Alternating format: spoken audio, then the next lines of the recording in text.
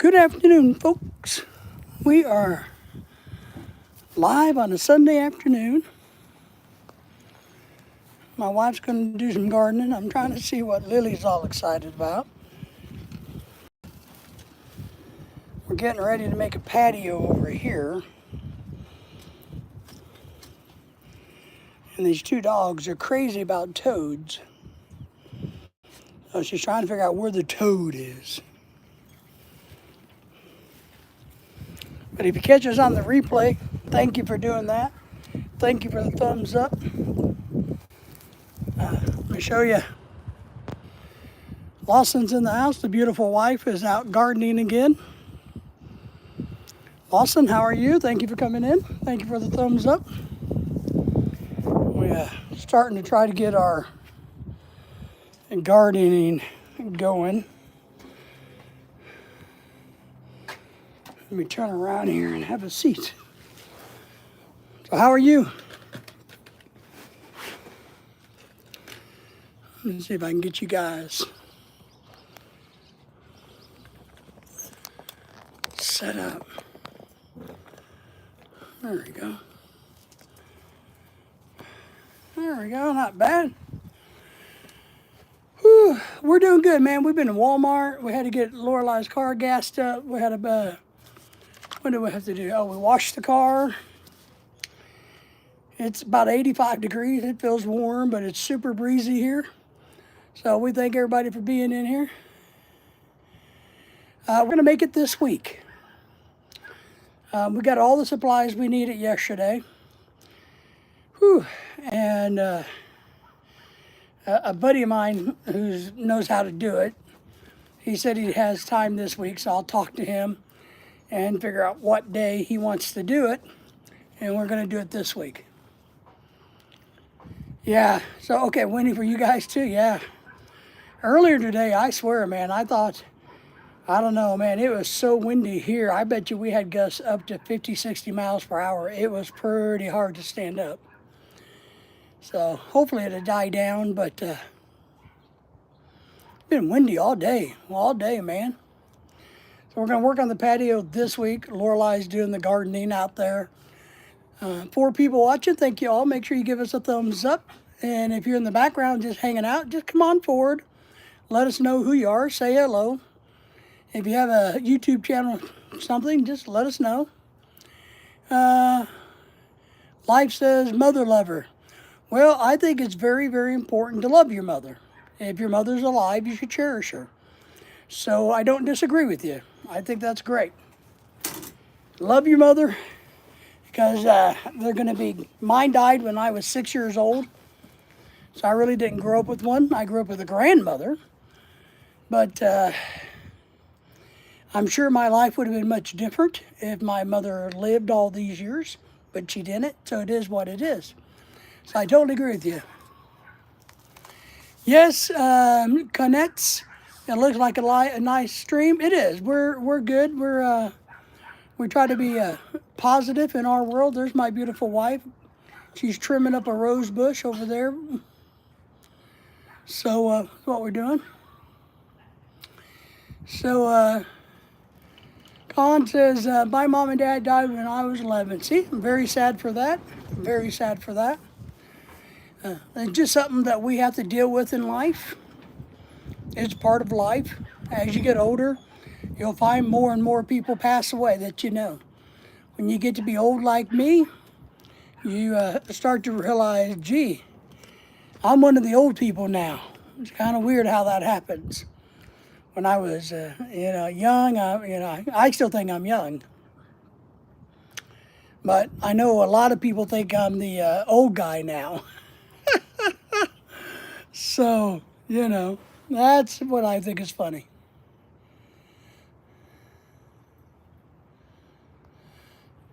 So, yeah, oh, here we go. Oh, we got a bunch of stuff. Sorry for your loss. She is so hot. My wife, she is. Dennis, get the scissors and cut out. Yes. Hi, sir. Thank you, Dungay. She's hot. Yeah, she's hot. It's 85 degrees out. So, Dennis, how are you, buddy? I'm trying to get caught up here. So, yeah, we got her yesterday, Dennis. I know that's probably not what you meant, but we got her brand new, maybe she'll show you. Hey, Lorelai, why did you come show everybody your new trimmers? Well, you gotta come a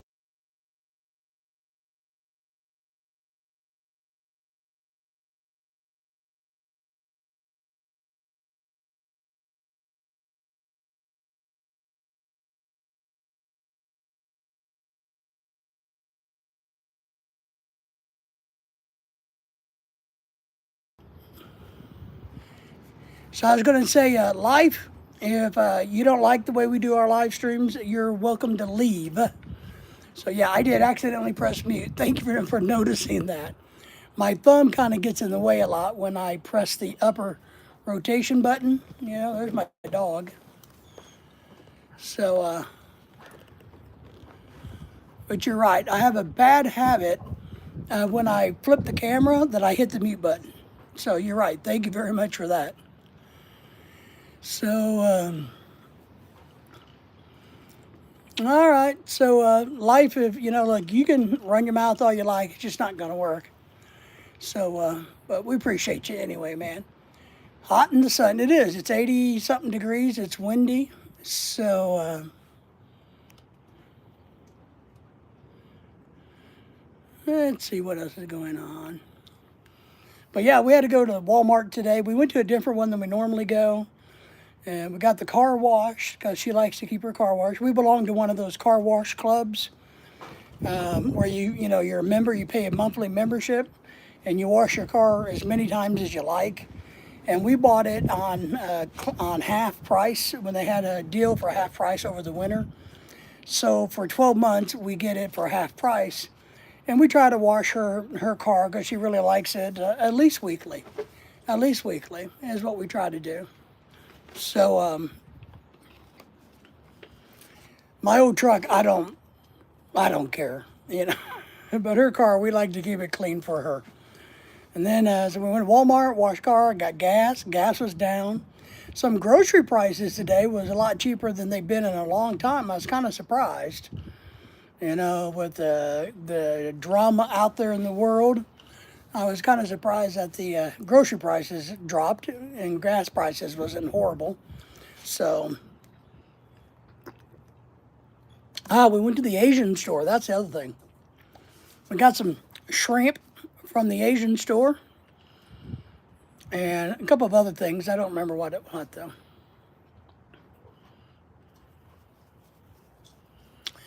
Well, Lawson, here's what I'll tell you, because I rode motorcycles for years. And I love motorcycles, but I'm going to tell you, I wouldn't get a motorcycle at your age. I'm with your parents on this one. Arm candy prices are still high, yes. We saw a lot of those today, Dennis. Don't tell my wife, but there's a whole bunch of them at the store. Ooh-wee, don't tell her though. So, Dennis, but I wouldn't get a motorcycle, to be honest, at your age. And I'll tell you why. Let me give you some logic. You know, I always try to back up my thoughts on that. So, Shatanti has 5 motorcycles. Excellent, nice. I love motorcycles. What I tell people is this. There's a really good chance in the first year of being a driver, you're going to wreck and crash. The money is on an accident because you're inexperienced, you get excited, you don't comprehend everything. So I would learn how to drive a car and drive it well and then practice riding motorcycles on the side a little bit. It wouldn't be my primary vehicle. So what kind of motorcycle, Shantae? Yeah, I want a motorcycle when I turn 16 to 18. Are you wanting like a rice burner or what? What kind of motorcycle are you wanting? Dennis says, I have 5 donkeys. Well, you sure they're donkeys, not mules? Or what's the other one? Donkeys, mules, burros. So One, the insurance is going to be extremely high on the motorcycle, one, first and foremost. And if you can't pay for it right out, I definitely wouldn't buy a motorcycle. If you're going to get a motorcycle, I would buy a cheap, simple one. And learn how to ride it, learn how to take care of it, how to use it, how not to use it. And then I would work on, hey, this works for me, and I'm going to upgrade as I get older. So, Kawasaki Raptors, if you know what that is, Shantae, Chef Lawson, how old are you? He's not going to tell you how old he is, but he's a little bit younger than me. So, I'll tell you, HDN's in the house. HDN's a motorcycle guy, too. HDN, what do you think about young people, let's say under 21, who for getting a motorcycle for their first vehicle versus a car for their first vehicle? I don't think young people who don't grow up like riding dirt bikes in the fields, who don't grow up riding little you know what I mean?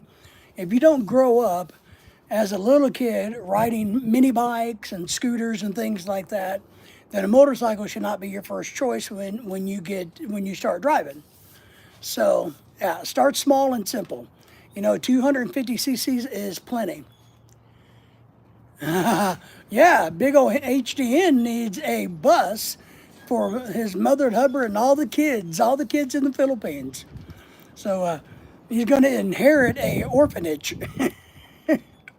Maybe he can claim them on his taxes, Dennis. In America, maybe he can claim them as a deduction. So, but don't get me wrong, I love motorcycles, but they are dangerous. And they're not dangerous necessarily because you're a bad rider. They're dangerous because people that are in cars and trucks have a hard time seeing them is the problem. So you may be an excellent rider, but the cars and trucks around you doesn't mean they're good drivers. Well, I think it's a good money investment because less money no, it's not a good money investment. I'm going to take that away from you. The car usually, it'll be more fun. It'll be more fun, and that's going to be your problem. If you're looking, and look, we all love cars, and we all love trucks, and motorcycles. And I don't want to dampen your enthusiasm, but at a young age, it shouldn't be about fun because you got to survive. Let's see what HTN says. Well, my first vehicle was a motorcycle, but I grew up on motorcycles. Big difference, right, Henry? So I probably am not the right one to be asking because I was also driving a car when I was 7 years old. That's what I mean. I knew Henry had a long history of dealing with them. It is dangerous. It is very dangerous. It's all right, HTN. But I'm with your parents on this. And here's what I do. Look, here's my philosophy, because I've taught a lot of people how to drive, believe it or not, over the years. And I've never taught anybody how to ride a motorcycle, but I have taught people how to drive cars and trucks. The odds are your first year you're going to have a crash, you're going to wreck, you're going to have a problem. You just are. Period. That's the odds. I always say a first-time driver, a young driver, a new driver should have a cheap used car for a good year. They should, maybe a $10,000 car. One that will get them back and forth to where they need to go. Something that is safe. And your parents are going to agree with everything I'm saying. They're going to, I know your parents are probably thinking the same thing I'm telling you. Because your first year of driving is when you truly learn how to drive. And you get that excitement out of you. Because when we first start driving, and Henry can definitely contest to this, when we first start driving, once we get a little comfortable, we get reckless. And it takes a good year before we settle down and mature in our driving. So when young people or people new, we got friends that come here that are 40 years old from the Philippines, and they're learning to drive for the first time. And I tell their husbands, just go buy them a cheap, and I did that with my wife. I got her a very cheap car, when she was first in America. And yes, She had an accident. She had a Jeep hit her. So then we got her a really nice one when she was comfortable with driving all the time. And she has a really nice car now. So Lawson, I'm going to back your parents up on this one, my friend. You need to follow their lead on this one. I'll be the first to say that motorcycles are more dangerous than cars. They are. HTN, and you know, like what I just said a few minutes ago, you could be a great motorcycle rider, but the cars around you are the problem. It's not you necessarily that's the problem. It's everybody around you. Oh, here's my wife. Hello, wife. Show me your weapon. Shantae says, I have a Hurley, a Royal Enfield BMW Ducati, and I don't know what. I've never heard of a couple of those bikes. Used to teach motorcycle safety in Japan over the years. Yes. Are you tired already? You did a good job. My wife's taking a break. She's got to plant her cucumbers and stuff later. So she's going to plant cucumbers and hot peppers and Filipino green beans. No, it's still really hot here. Yeah. So that's my recommendation. I know it's probably not what you wanted to hear, but that is my recommendation. You ask, I give you my opinion. And it doesn't matter about your age. If you are 50 years old and never driven a car before or rode a motorcycle before, I would tell that 50-year-old the exact same thing. Oh, the fish tank, when we move, we'll just probably take them with us. Or we got a smaller tank, depending on our situation, that we can put them in and leave them at a friend's house for a while. But if we have our house all ready to go and we're moving directly into it, we have a cooler, a big cooler with a aerator that we can take them with. They may or may not survive, we don't know. But that's probably we may give them away. As another really strong option is to find somebody who wants to take them and put them in their fish tanks, so we don't have to worry about them anymore, and we can buy new ones in where we move. That poor rose bush looks. Lorelei, let me get to that poor rose bush. My God, it looks. Hey, Sanders back in the house. Good evening. How are you? Everybody say hello to everybody, by the way. All of you kind folks, be good and give us a thumbs up and say hi to each other. And good to have you, Gus. You have to watch out for everything. The bike can only get away from you. Yeah. Well, that's the other part of the other equation is the road conditions. You can be a great rider, and I've known people that have ridden motorcycles all their lives. And they get into it, and they don't realize that they ran over a little bit of loose gravel. Poof. Lawson says, hey, Gus, to you, out and about with M&D. Hello, how are you? What's going on with you, man? How are you? I haven't talked to you in a while. Gus says, hello to you, Lawson. I'm scared, Daisy. I'm going to squish you in a bit. I hope you guys can see me. Something weird's going on.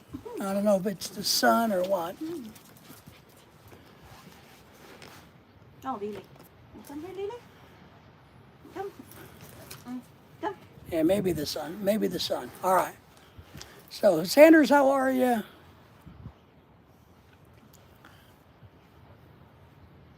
Man, Got home from a hiking trip. Nice.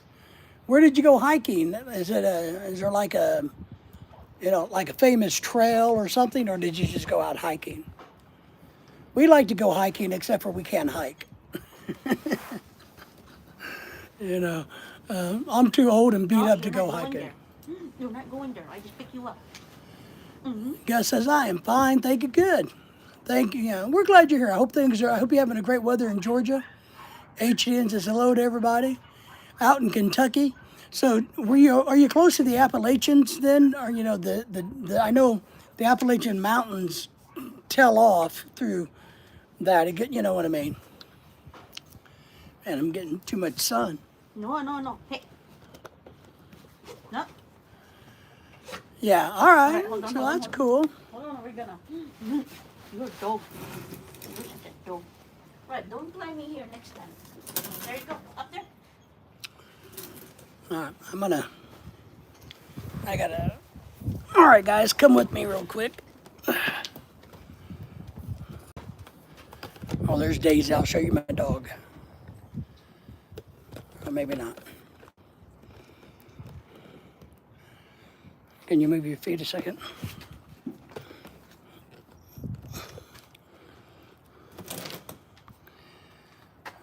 I gotta lower the shade. Oh, it's not gonna work. It's too windy. Trying to lower the shade, you guys. But I think it's gonna be too windy. You lower it more. There you go.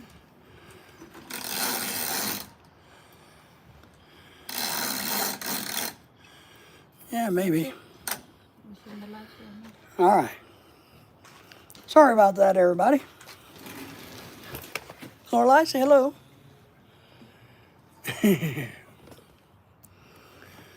All right, sorry. I was getting too much sun in the camera and I couldn't see. Yep, out there. All right, good. So, right now here, I'll show you what I'm drinking. We get these at the Asian store. It's just a green tea with a little bit of honey. So it's called, I think they're from Korea, maybe? Nope, it's from Taiwan. They have a lot of different flavors. You know, they're all fruit flavor related. Maybe we could put it down between you and the barbecue grill. Lorelai's gonna save the day, guys. Lorelai's gonna fix it.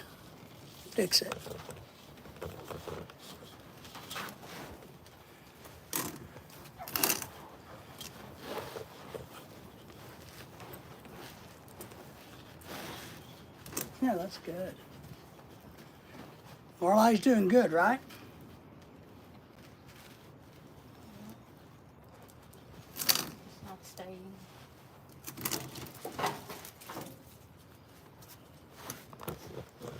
Man, it's good to have a good wife. You guys see that? Now we got some shade. Woo-wee.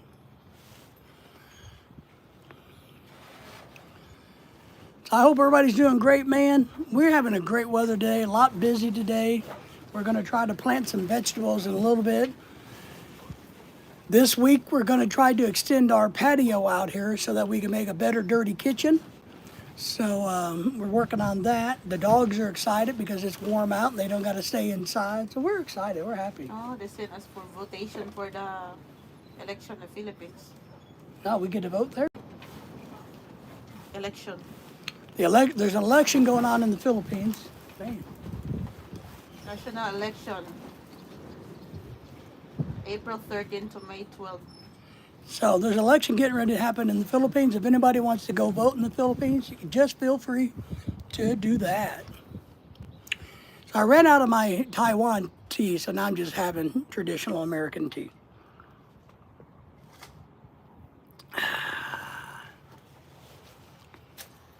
So yeah, out and about, good to see you. HTN, what's going on in your part of the world? Anybody have anything exciting happening?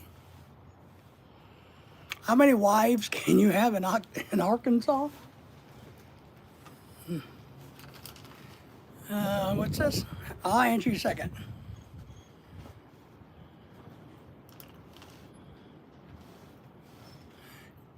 You guys want, Lorelai found something she was trying to show me.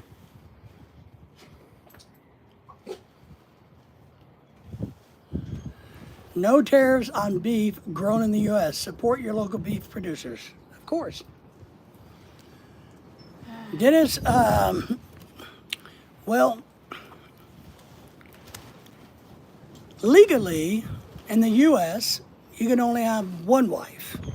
But, I guess technically you can have as many of them as you want living with you as long as you don't marry them.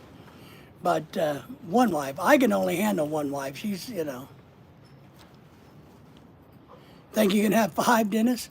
But Dennis, the problem is you can only have one in Arkansas, but she can be your cousin or your sister or your mom or your aunt. You know, it doesn't matter the relationship. She can be your wife. I think the age of consent in Arkansas is probably 10 or 11. I don't know. But I think that's all a joke. That's all a joke.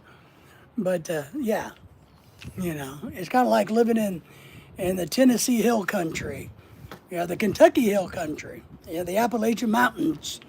You know, sometimes your sister's your wife and your wife's your sister. So Arkansas is kind of like that in certain places. How many wives do you need, Dennis? That's the question. How many do you need? You know, wow, HTN buy will have as much as 5 for you to handle. Yes. Well, I was getting ready to say that. In the Philippines, you know, you can have all the wives you want, apparently. You can just go and get them pregnant and run off and come back to some other girl and just, you know. So, I'm doing good, but just been working on my car. I should be done in a few months. Nice, that's good. I'm glad you're making headway on it.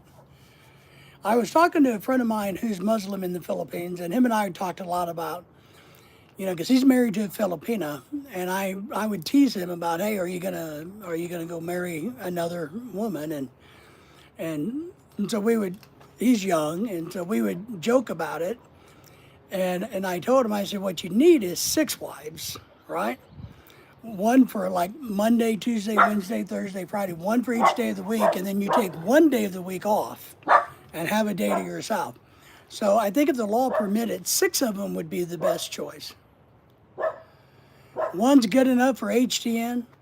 Mine too. Well, here's the problem. I told my wife today, I don't remember what she did. I don't know. I think I told her I'm a good wife. that you're a good wife. No, that I'm not a good wife. Oh, I told her she wasn't a good wife because she did something. About your Jokingly. Look at on the watch. Oh, I wanted to look at a watch and she wouldn't help me with this. I told her she wasn't a I was good wife. looking jewelry. You're looking on the watch. So, so she's like, well, you can go and get another one if you want. No, I didn't say. You can trade one. Oh, you could trade. Another one. I could trade her for another wife. And I told her no other woman would have me because Lorelai's made me a bad husband, made me a bad guy. So I used to be you know. I'm looking under the hood also, HTN, AC chassis, yes. The chassis is very important, let me tell you. HTN says, I don't live in Arkansas. I know. Well, you know, is teenage pregnancy still rampant where you're at, Henry? So, no, but I told Lorelai that she's made me a mess, so nobody would ever want me again. But no, I don't know. In reality, I don't know how people juggle a bunch of different girls. I really don't, to be honest. It's too hard to keep up with one. That's what I think. Because it's hard work sometimes keeping up with one. And I know Dennis has big arms, and he can fit about 4 of them, 2 on each side, 2 arm candies on each side. But, you know. Dennis, one of these days you're going to have to come down to the great United States and visit us. So when you get a chance. Dennis likes the senoritas, I think is what Dennis likes. Senoritas. So, oh my goodness gracious. Lorelai's watching videos on her phone while I'm live streaming. Let's see. I want to try to show you. I'm going to try to zoom in, guys, so be with me.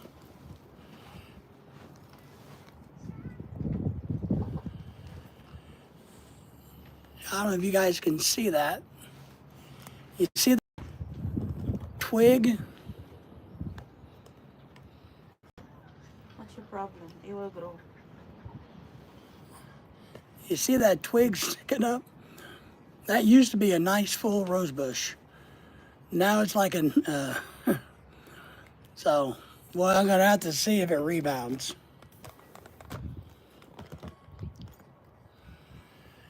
All you care about is as long as they have a pulse. I don't know.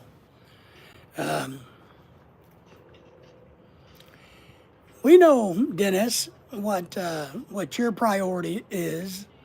You're a lot like James, our good buddy James Robinson. You guys have very high standards. Your arm candy has to be a top shelf arm candy. I keep telling James all the time, hey, buddy, you're shooting too high. You got to remember, you look like a frog. So why are you shooting so high? You got to kind of shoot for other frogs, so to speak.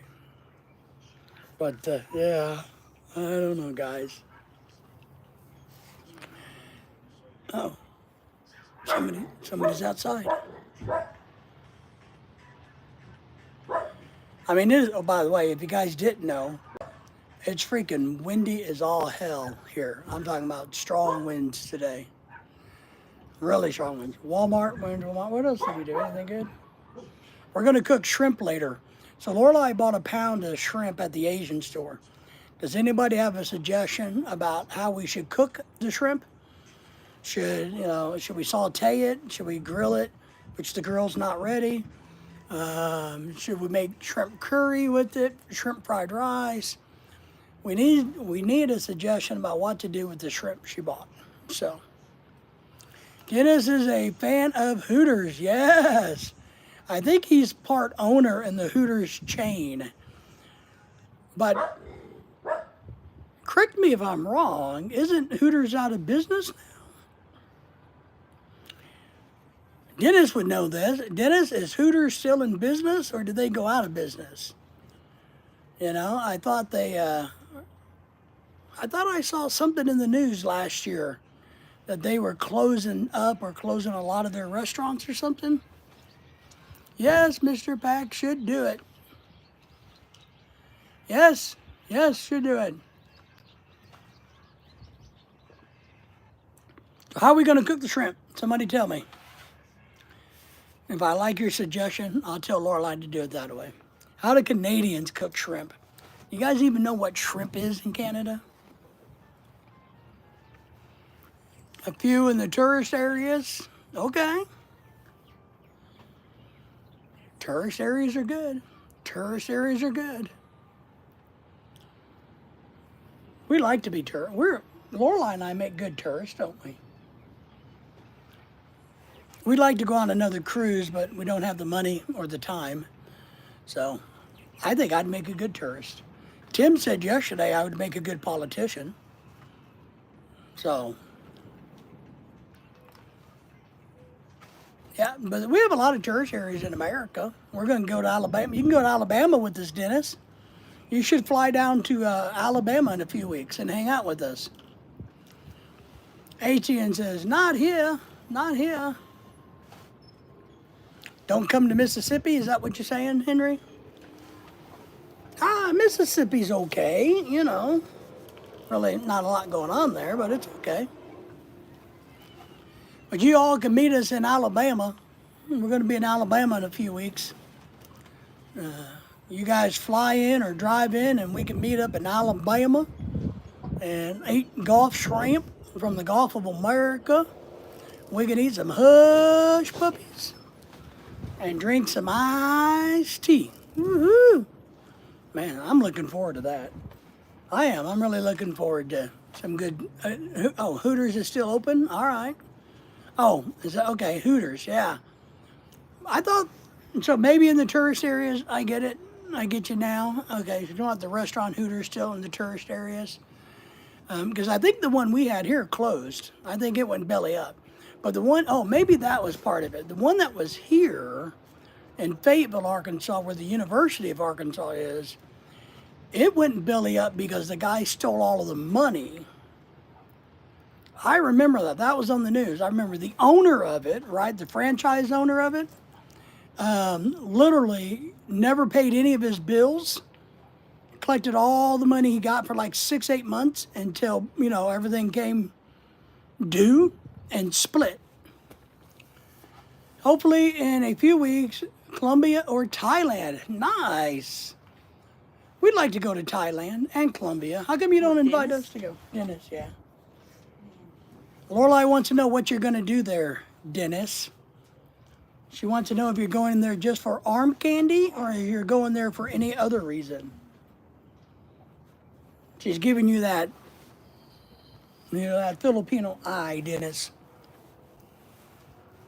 Yeah, we'd like to go to some, man, if we won the lottery, we'd have to hire somebody to live at our house just to take care of our dogs so that we could travel all the time. Well, you've been to Colombia. I know you were in Mexico recently, right? So you kind of been in South America, which now we're going to start calling Southern United States. We're going to claim the rest of the Americas for America. And what? No. So maybe Thailand would be good. Dental AC tour. Okay, you're going to go have some dental work done. And you're going to go hang out with the women folk. So he's going to be hunting. He's going to be hunting hoochie mamas. Hoochie mamas. Woo-hoo.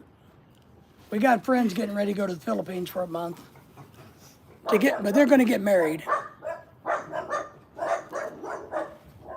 We'd like to go back to the Philippines and go to the wedding. It'd be really nice to do, but we can't do it. So I think that's good, Dennis. You know, we used to have a friends that every year would go down to Brownsville, Texas, right on the border of Mexico, and they would every year go down and have all their dental work done while they were down in Mexico.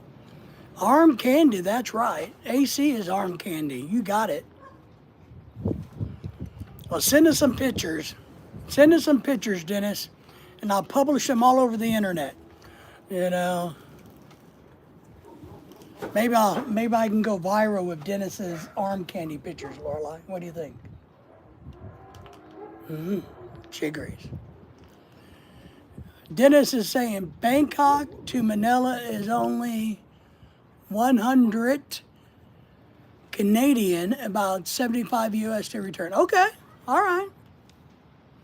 So Bangkok to Manila is a not very expensive flight. Yeah, what the hotel is. Yeah. Dennis may also go to the Philippines, is what he's talking about. Good, Dennis. I wish we could go. I really do. I wish we could go see our friends get married. Crystal's in the house. Everybody said hello to Crystal. What do you want me to How are you? What's that? cook the shrimp? Well, I'm still asking. Nobody's giving me an answer. I have an answer. What's your answer? Lorelai is still wanting to know how we're supposed to cook the shrimp. All right, Dennis, give us your answer. So, hello, I have a question. Lay it on us. Lay it on us. What's your question, young lady? Dennis always has an answer. It may not be a good answer, but it'll be an answer. Now, I always have a very thoughtful, insightful answer. Don't I, Henry and Dennis? I do. What about you, Lorelai? So, my wife is here today, Crystal. Say hi. So, we can help you with your question. I know you can't see. But we need to know how to cook the shrimp we bought. What do you know about the Bible and leprechauns, blessing and curses? Leprechauns, blessing and curses, and how they relate to the church, history, or baptism. Tell that since you got that gospel earlier, so we don't need to discuss it. What? Shrimp? What he said, the church, the leprechaun. Well, I can discuss it. I've never heard of anything, to be honest, I have no clue. I've never heard church, religion, and leprechauns in the same context. Never have. Is anybody else? I've never have. I've never heard these. Meme is here. Hey, Meme, how are you? Saying hello all the way from the land of Germany. How are you, buddy? Good to see you. Thank you for coming in. Lawson, I'm telling people about your channel. Is that fine? Sure, it's fine. If you want more followers, because I think you're a great YouTuber. Woohoo, you're my favorite person in the world, Lawson. Who said it? Lawson. No.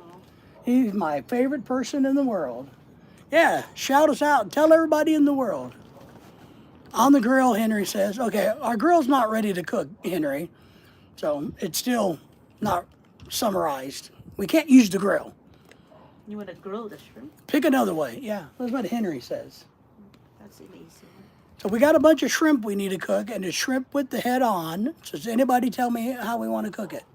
The land of Germany, yes. Raleigh plays pets and go a lot of, okay, Raleigh's in the house, says hello. Raleigh and many, many other words. Thank you for being here. Thank you for giving us a We thumbs can up. go inside so that I'm done on this one. Well, it'll be all right. Then I'm gonna be cooking because in a bit we're gonna be hungry. Go ahead, go cook. That'll be fine. No, it's not. Let's keep I'll coming just out. rotate this way. I like being out here. See? All right, I'm sorry. Let me get caught up here. Crystal says, do you believe many of this through DNA and some of the unfortunate people have had in the past? Do you believe many? Looks like she needs a drink. I guess I need a little bit more explanation, Crystal. Do I believe in DNA? Absolutely. Yeah. That's why we multiply. Give me a little bit more information. Are you talking about like reincarnation? Are you talking about past memories? What do you, give me a little, help me out a little bit more. Dennis says he wants you to cook the shrimp with balut. Balut. That's how a, you can combine on it. we don't have any balut, she says, Dennis, or she would do it. Just for you. Once in a while, popping My into goodness, your the picture life, look like Raleigh. I'm pooing.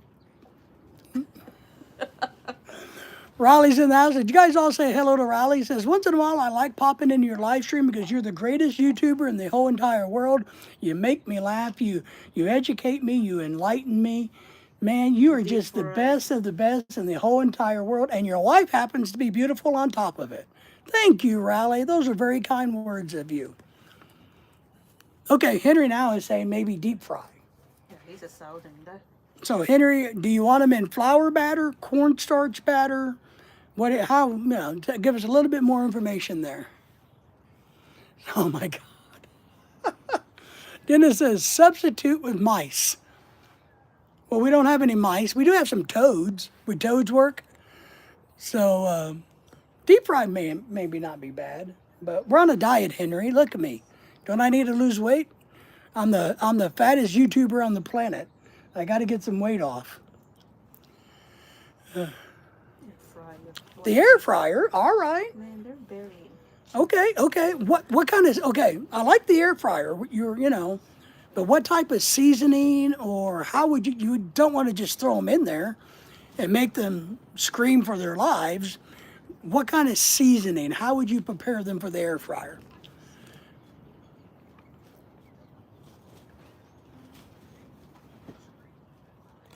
Okay, let me read your statement, Crystal. Okay, give me 1 second. I want to read your statement.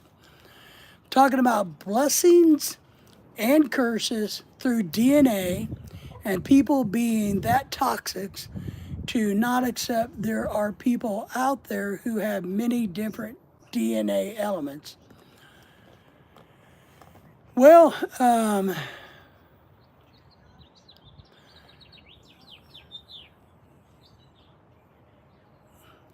I think there are a lot of people that are toxic.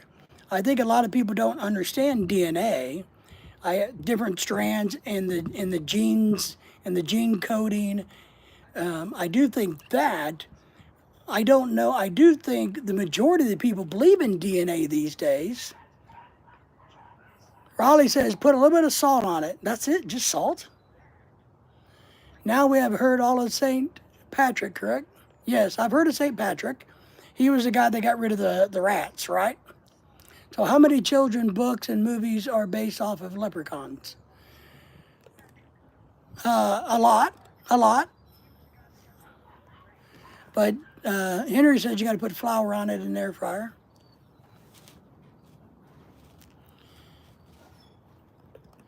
Lorelei is answering you there. So yeah, we've all heard of leprechauns. We know what they are. Let's see. Yeah, there's a lot of movies, usually horror movies about leprechauns, right? Unless you like Lucky Charms cereal. So, but I'm sorry, Crystal, I might be a little slow today. But what's the problem with leprechauns? Help me out. So what's the problem with leprechauns? I know I've read some of the mythology about leprechauns, but they're not a real creature. Like, Bigfoot's a real creature, but I don't think leprechauns are real. But there's also a lot of different fictitious characters that we teach.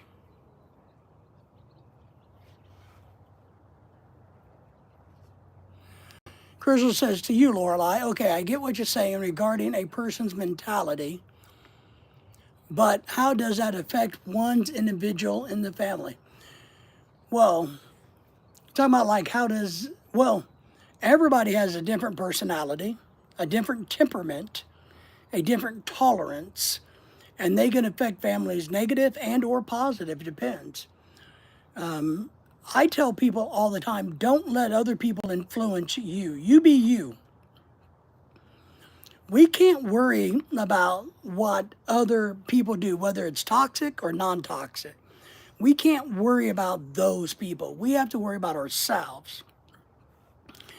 Because who we are is who we are, and that's all there is to it.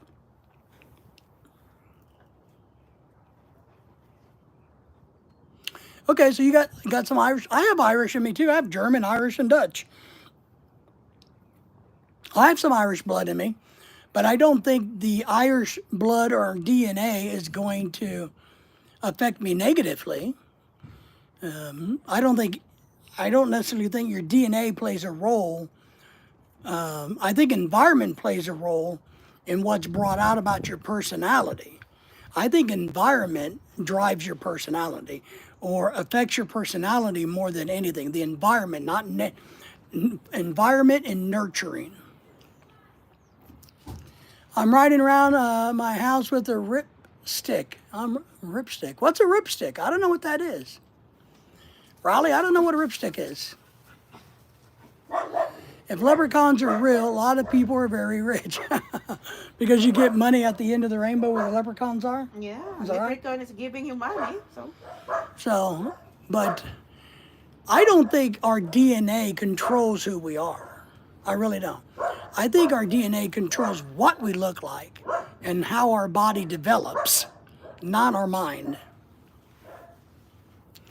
And many people are rich at those causes that are gaining their richness. Yes. Well, I can't look it up on my phone because I'm talking to you, Riley. Come on, man. What does it do? What does a ripstick do? Maybe Henry knows what it is. A ripstick. I don't know what that is. But I'm talking to you, so I can't Google it. If I Google it, my thingy ends. So, I don't think we can put blame on our DNA for anything. We can't say, my DNA is like this, so that makes me why I'm an asshole. Yeah, we can't do that. That's not how it works. You just kind of put it like you of your back and forth, and like it moves, and you can go.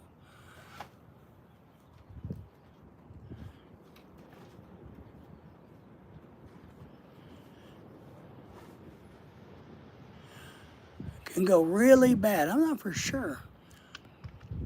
So is it like something that you put behind you to help you stretch? Is that kind of what you mean? And straighten up your back? Or is it something like a fighting tool? Because it sounds like a fighting stick, maybe. HN says, I'm so mixed, I can't tell where I'm from. It looks a lot like a skateboard. Okay, but the middle, that is cut out. Well, why is the middle cut out? What's in the middle then? Is there a wheel in the middle? Is it one of those thingies? Lorelei's chiming in. Well, the same thing about seeing a video of rich people buying. People just comment, waste of money instead of donating it to the poor people like us.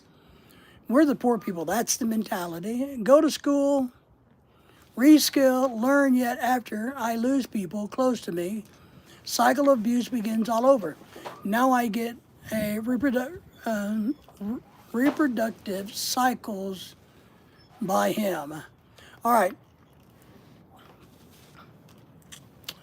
I don't think that's DNA, okay? And I'll be honest with you, Chris, and I'll tell you what I think. Henry's has never heard of one, like the middle's very thin. No, it's a thing we can move back and forth on. Okay. Remember, I'm old and I don't care about new things, Henry says. It's always for me to break a cycle that runs through my DNA. My family has abuse. All right, see, I get what you're saying now, Crystal, I really do, but I'm going to disagree with you. I don't think it has anything to do with your DNA. It has everything to do with your mind. It does. It has everything to do, to be honest, with lack of confidence. I believe it's kind of like those saying, if you bang your head against a wall and it hurts, you should stop, right? And if you're banging your head against the wall and you expect something different to happen, if you keep repeating the same thing over and over and expecting a different outcome, then that's on you. It has two wheels. You're supposed to stand on it like a hoverboard, but instead, if you don't know, you're a little bit. You have to move forward and backward with the wheeled legs. Oh, all right. If you know who really me, you know my parents, you would tell me their child and how they believe. No, because I know the childbirth cycle. I didn't wake up this morning and dream of having kids. Okay. You also like having your lips on the side, maybe your hips on the side. I think everything that we do or don't do, Crystal and everybody else, is inside of us, but I don't think our DNA. Because, look, I can decide, I can't change my DNA, but I can change my behavior, I can change my outlook, I can change what I can do. Okay, Henry, for example, I could be a lifelong smoker and I could decide not to be a smoker anymore and I can quit smoking. I can be an alcoholic and sober up and become sober. I can make decisions. I will tell you another thing. When I was a kid growing up, we grew up with a very abusive father. And as I got older, and my brothers also did this, we told each other, we told ourselves that we are not going to be like our father. And we worked hard not to be like our father. We made that decision not to be like our dad, who is abusive. But we have the same DNA. So we all have the same DNA.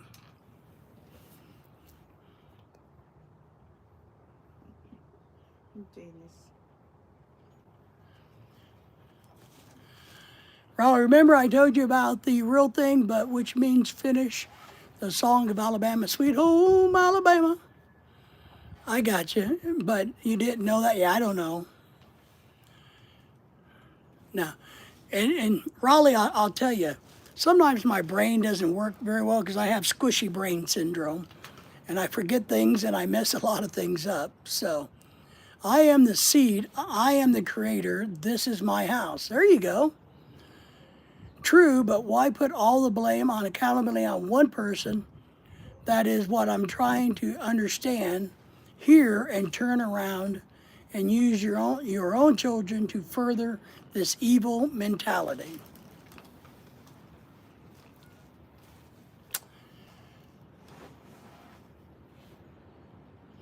Well, I don't think it is putting blame on one person. Crystal, what I think is this. It's not putting blame on you. It's you taking charge of you. You can't control others. All we can do is control each other. I mean, ourselves is all we can do, is do that. Riley says, bye, but I'll be back. All right, Riley, we appreciate you, buddy. So I don't think I just don't believe that. I'm going to reread your statement. So what I'm gathering is people are blaming you, saying you're the bad one, you're the horrible one. Well, those people are toxic if that's what they're doing. And if you believe that, that's on you. It's up to you to drive your own boat, to drive your own bus. And if people can't get on your bus, then they don't, who cares? Leave them aside. I know they're your children, and that's very hurtful and disappointing. But sometimes the best thing we can do for ourselves and others is cut it off, turn it off. Because I've done this in my family. I have family members that are very toxic. I haven't talked to them in years, and I won't talk to them. I won't deal with them. Let's see if I can get caught up here. Wow, is everybody? Pat's in the house. Hey, Pat, good to see you. Yes. I was thinking about you earlier when I was at Walmart and saw some tropical shirts your size. I am, but I also am not dragging in and submissive to someone else. Bullshit and drama. And yes, they're talking. Okay. My advice, to be honest, is to be done with it. Even if they're your biological children, if they can't be, I've given this advice and I've taken this advice. I don't have any kids, but I've taken this advice. You, just because somebody is biologically related to you, just because they are your kid, doesn't mean you got to be in a toxic relationship with them. It doesn't mean that. There's no reason why you still have to be there. Pat says, hey, wears medium shirts. Yeah, we saw some at Walmart for like $10 or $11. That looked really cool. So I was thinking of you. Meme, is everybody the creator of their own reality? That's right. That's right. We have to create our own reality. I like how you said that. We create our own reality. And it's up to us to decide who affects our reality. And I'm telling you, what we do, what my wife and I do every day in our life, we have our own reality. It's us. It's us against everybody else. If you don't want to be a positive part of our reality, of our world, then we don't let you in. We send you packing. And I don't really care who you are. When the book is going to freaking close? When the World War III hits and everybody parts of Crown City 4? Yeah, I don't know about that. Dennis, Pat says hi to you, Dennis. It's just people keep complaining their jobs and quit if you don't like it and find something else. Hey, Pat from Dennis. Pat says hello to Henry. So, it may be a horrible thing to do, but sometimes you got to tell your children to F off. Leave me alone. I've done it to plenty of family members. We've had family members run their mouth, be jealous of us, call us names. I don't care who you are. And the key is this. The key is this, everybody. If you don't want people to have any influence in your life, like Lorelai and I do, we don't let people influence our life. So we take care of our own personal business. We pay our own bills. We live by ourselves. We mind our business. We do everything we can to take care of us. Therefore, people don't get to infect our lives. They don't get to have a say in it. We never borrow money from anybody. We don't ask for help. We don't do those things. We got a couple of friends that we help and they help us, but we know it's all trustworthy. It's a back and forth thing. But we don't let people in our world who's going to give me 1 ounce of grief, period. And that including medical people. I fired doctors and shit that I didn't like. So, no, you don't work in my world, so you're out of here. Pat says, hello, Brother Gus. Yeah, Gus was in the house earlier. Girls, come on. Crystal says, I will be happy when this all comes out in the wash period. Well, so you agree with me there. Good. Henry says, I'm back. Hey, Pat, lots of options make things complicated, so set rules and have 2 options. Yay or nay? Can I give you a half of an, what? Dennis says, can I give you a half of an ounce? Sure, you can give me a half of an ounce. Talking about weed, gold, silver, platinum. What are you talking about, Dennis? Okay, I'm gonna. All right, go inside and make sure. All right, it'll be all right. Girls, come here. So it's, look, Crystal, and what I'm telling you is, and I think what you said, I'd be happy when this all comes out in the wash. Okay, look, I don't care what comes out in the wash. You know why? Because nobody else's dirty clothes is in my laundry. Period. That's what I'm telling you. Who gives a shit about the drama that other people have? I got family members that wanted to start drama with us, call my wife a gold digger and all kinds of shitty names. Well, they got to go F themselves. And we haven't talked to them since, and we won't. They called me some rich, mean bastard because I wouldn't give them my money. All kinds of things. Guess what? No, it's not how it works. It's not going to come out in the wash because there is no wash. You're going to take your dirty laundry and keep it at your damn house and mind your own damn business. That's how I do things. Oh, all right, Dennis, did I say that? Let me get caught up here. Coke? No, my God. Meme, you're crazy. A half ounce of Coke. We'll all go to prison. I had a nurse practitioner I didn't like. Almost died in 2016. Hated them. Yeah, see, I would have fired him and got rid of him. You said you won't take an ounce of grief. Oh, I got you. So you're going to offer me a half ounce? I was thinking of, something else, Dennis. You know where my brain was going. But I appreciate the offer, Dennis. I appreciate you, Dennis. My God. Sometimes, my squishy brain's slow. That's why I had fine regular that was wrong with me over the year. Yes. Gabe is in the house. Everybody said hello to Gabe. Gabe, thank you for coming here. As soon as I came in, you cussed. Well, because we knew you were coming here. We want to get you prepared to be an adult. Hi, Pat. Dennis. Pat says, hey, Gabe. Gabe says, hi. Hey, Gabe, everybody. So that's the reality of life. When you let somebody give you problems, that's on me. If I have somebody in my world that's causing me grief, stress, unhappiness, that's my fault because I'm allowing that to happen. That's how I see it. Gabe says, well, I already know how to cuss because my mom cusses a lot. I remember that, Gabe. We're just trying to prepare you for real life. When you get older and you're going to hear way worse in reality than you will hear. You probably hear worse in school than you do on this channel. So, we are a very PG channel.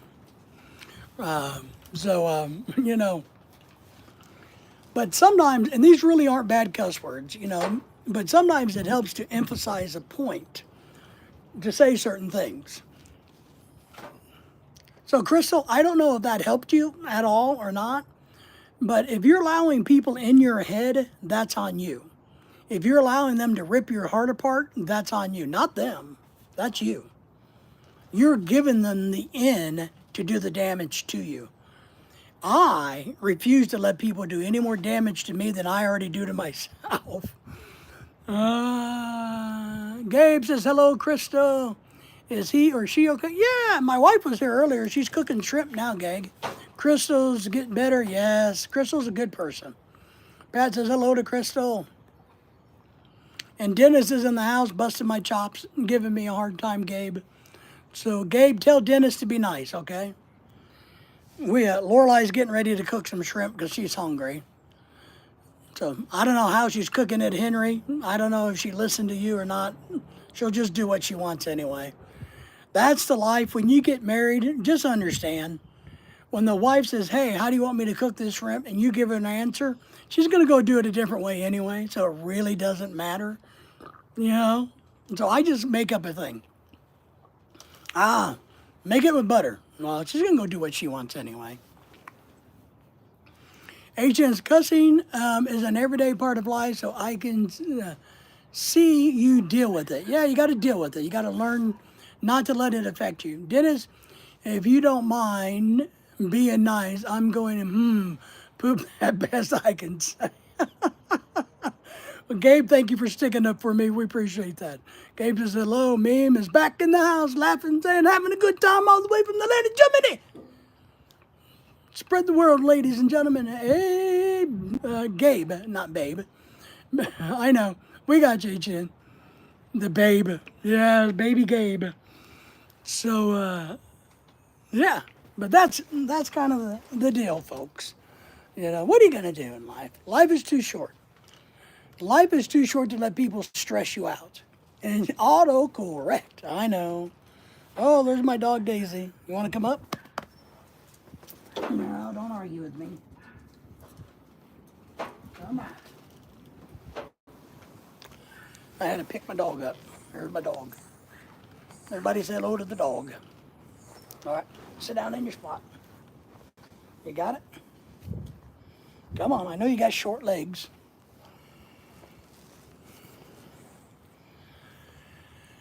Dennis is running out of runway. Yeah, well, you don't need any runway. Pat says, cute doggies. Yes, the doggy. That's my doggy, my wiener dog Daisy. My wiener dog Lily is probably in the house waiting for Lorelai to drop a shrimp on the floor. Cats are bad. Oh, gay, boo. Cats aren't better than nothing's better than my dogs, Gabe. Nothing's better. Nothing's better. Oh my goodness. So Gabe, how are you today? What's going on in your world? They are. Oh, Gabe.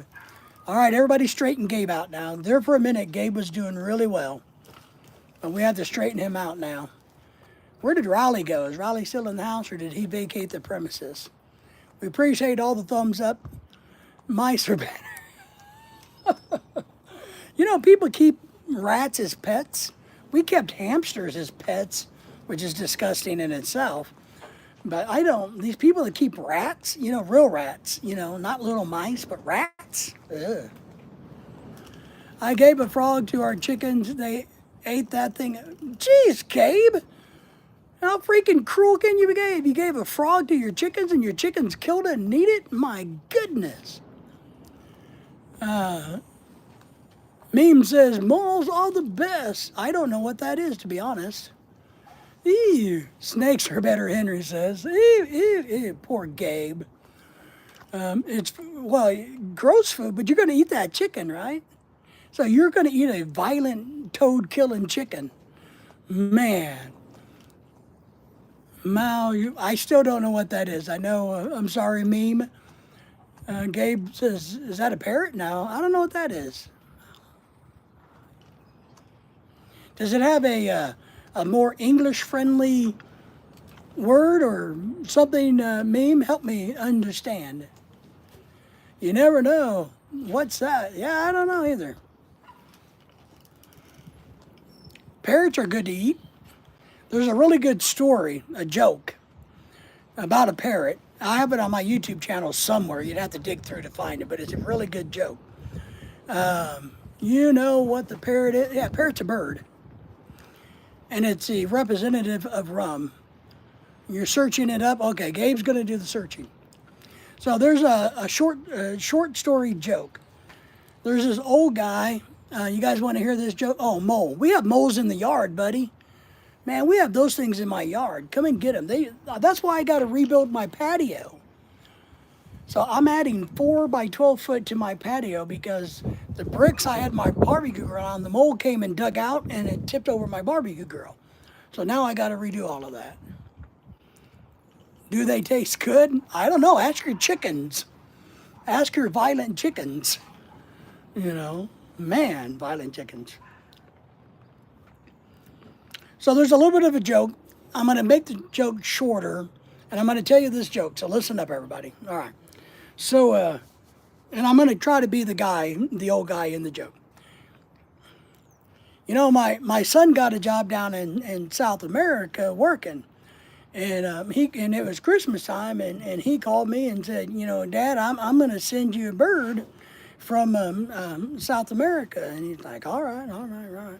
So the son sent me this really beautiful bird all the way from South America. And my son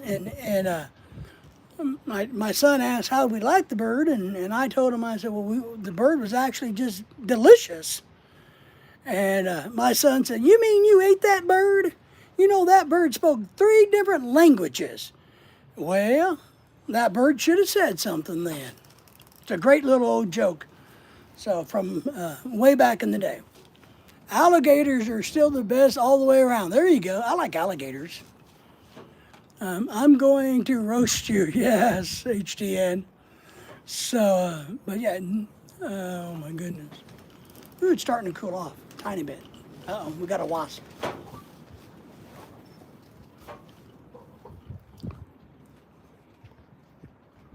It was a parrot.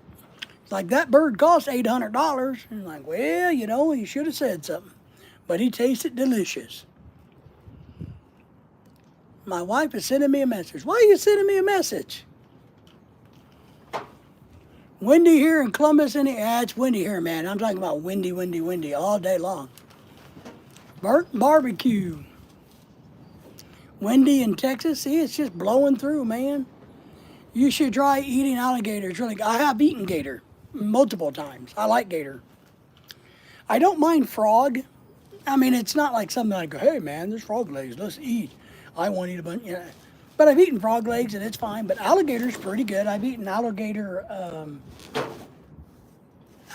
cake. You know, kind of like a crab cake, but it's made out of alligator. I've had alligator nuggets and a little bit of alligator steak. Alligator is good, Pat says. Absolutely. But, where is I going with that? Well, thank you all for giving us a thumbs up, subscribing to the channel. Make sure you go and check everybody else's channel out.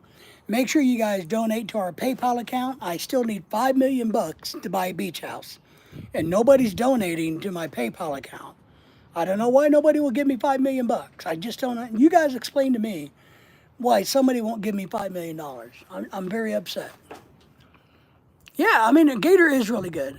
Yeah, crab cake, but it's made out of gator meat. Really good. Gator is good. I like crab meat. Yeah, I love crab meat. We like crab cakes. Yeah, try it. It's not going to hurt you. You'll be surprised how good it is. It's a nice meat. It's a tender meat. It's a white meat. It's nice. It's good. Yeah, we're going to go down to Alabama here in a couple weeks, and we're going to eat some seafood. You know, we're going to find some mom and pop restaurants, and we're going to eat some hush puppies and fried fish and probably some grouper. We're going to try to find, we're going to eat some, we may bring some stuff back home. We may do some shopping. We're taking some coolers with us. We're going to try to catch some fish.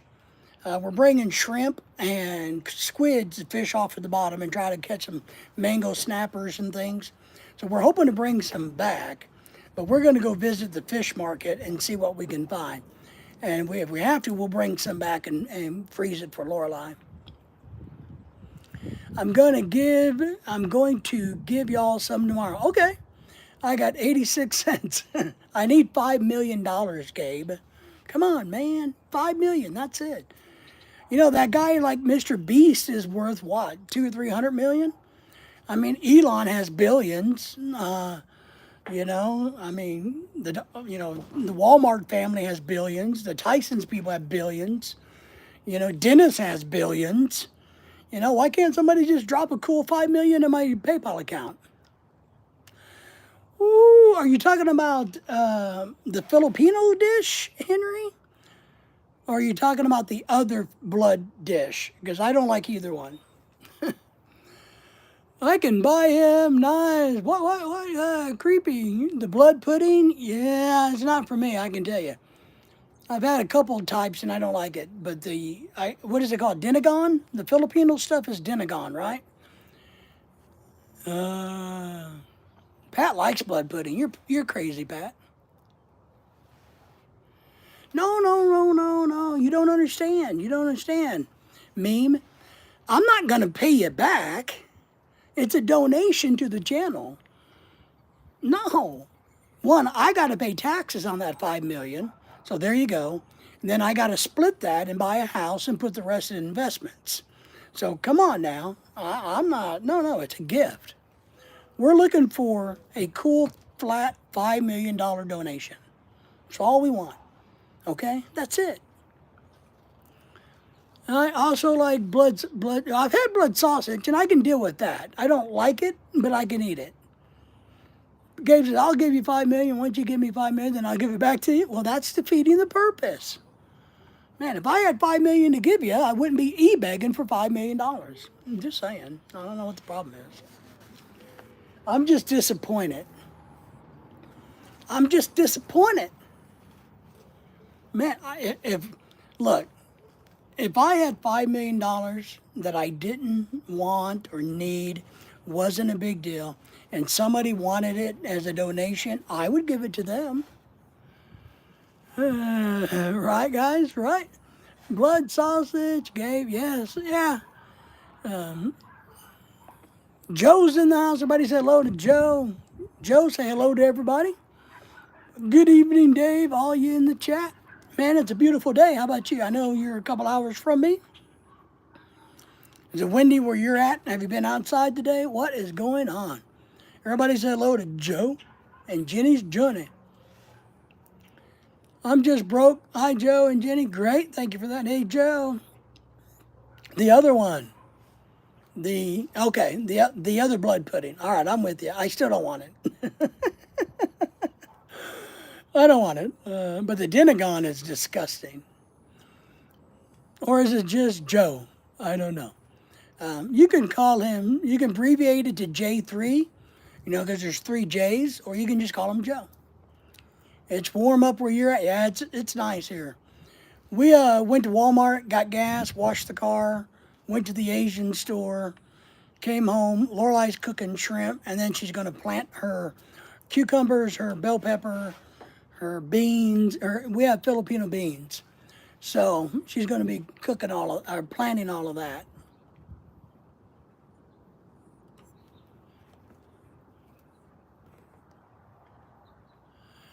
See, Gabe, you did too many emojis. So YouTube thinks you're bad if you do that many emojis. Hello, Joe, America, yes. So that's what we've been doing today, Joe. Walmart was crazy as always. We did buy something on clearance. I don't know what it is. I found a watch on clearance. Oh, settle down. Settle down.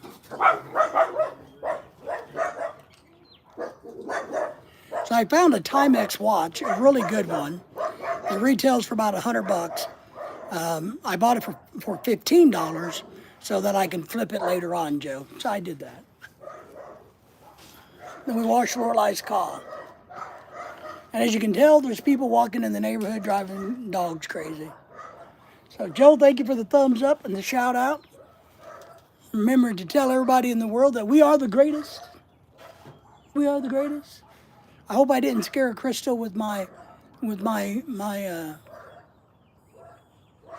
pop psychology.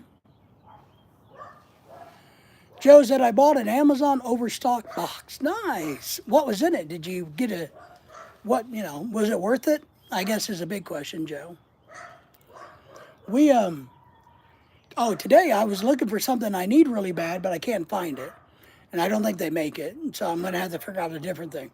When we were down in Florida, because, we fish a lot, we got this ruler that folds up into one ruler. So it's a 3-foot ruler, right? But it has swivels on it, so it kind of collapses down into a foot. And it's especially designed for fishing in Florida. It has pictures and the names of every fish and what the law in Florida is about how you can keep them. So I got one of those for Florida. So I was trying to Google today to find one for Alabama, but the company don't make one for Alabama. They make one for Texas, they make one for Florida, they make one for North Carolina, but they don't make one for Alabama. So I'm still trying to figure out how to do that. I will find out. Oh, it's on its way. All right, nice. Gabe says, I am officially 23-year-olds. Can I be a mod now? Why did you delete it? You here with us, Crystal? Yeah, I don't know if Crystal's here or not. Uh-oh, Gabe, you got timed out for 10 seconds. What did you do? I didn't get to read the whole comment.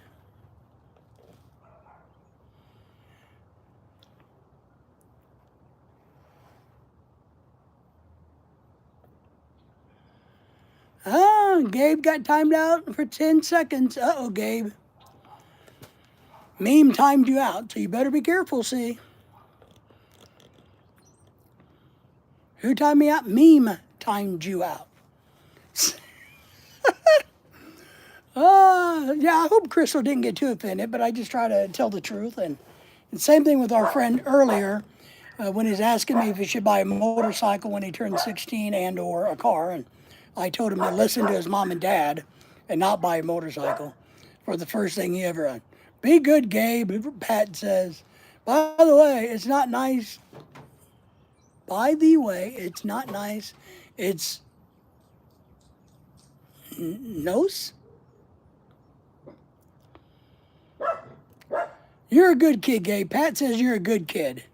Pat, I agree with you. Gabe's a good kid. We have a lot of young people that come to this channel, and I'll say they're good kids. You know, Nisha's probably the best one, and then I would say Gabe is the next best one. So Gabe's not the greatest young person that comes here, but he's a good one. Nisha's probably the best one that comes here from India. So Gabe is a good one. He is. Gabe is number 2 for the under 21 crowd. How do you like that, Gabe? You're number 2 on my hierarchy for 21 and under. Because Nisha has to be number 1. Because my wife loves Nisha, and they talk a lot.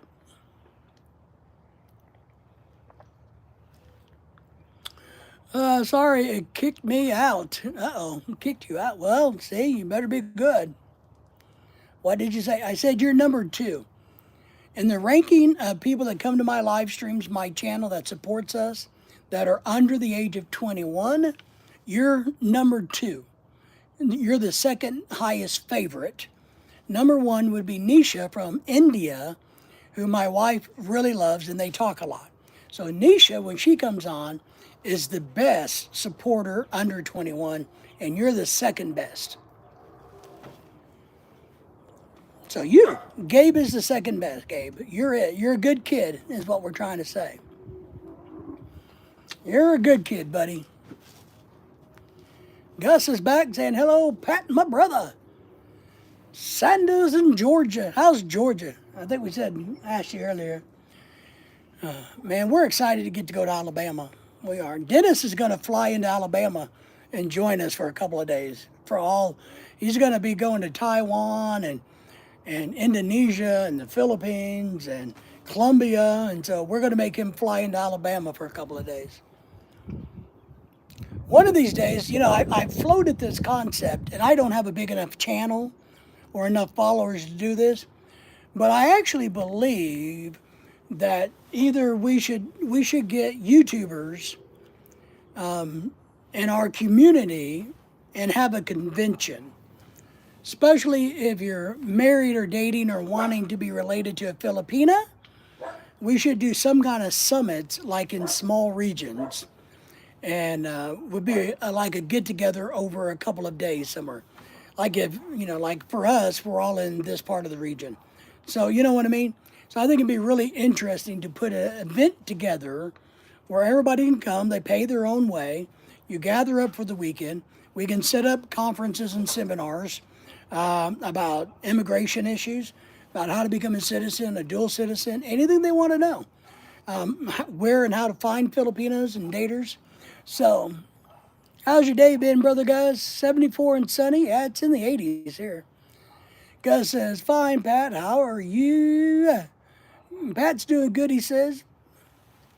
Pat, if I had a really small tropical shirt, I would send you one, but I don't have one that would fit you. Everything I have that is extra in my closet that's been given to me would be way too big for you, Pat.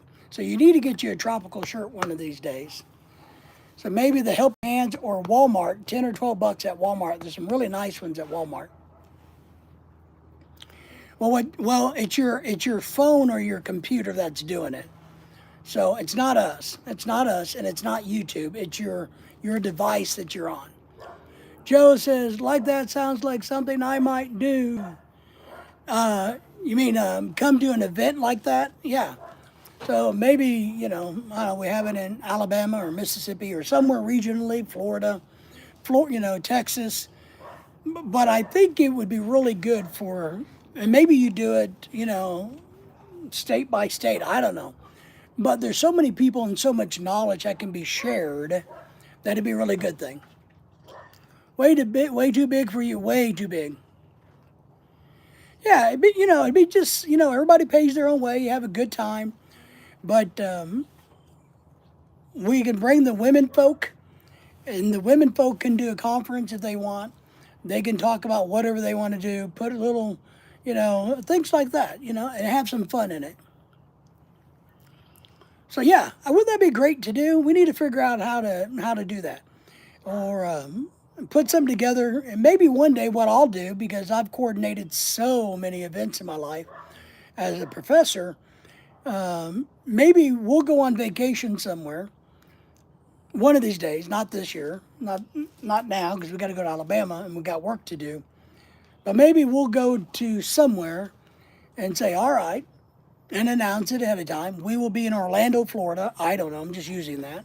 Or Dallas, Texas. And over these few days, we're going to get people together and see what happens. It's okay, Gabe. Don't sweat it. Well, Gabe, if I get up, I got to get out of my chair and I'm not comfortable. My wife's cooking food. Pat says, I tried Rural King, Walmart, and other stores and find pant size, but they don't have my size in pants. Yes.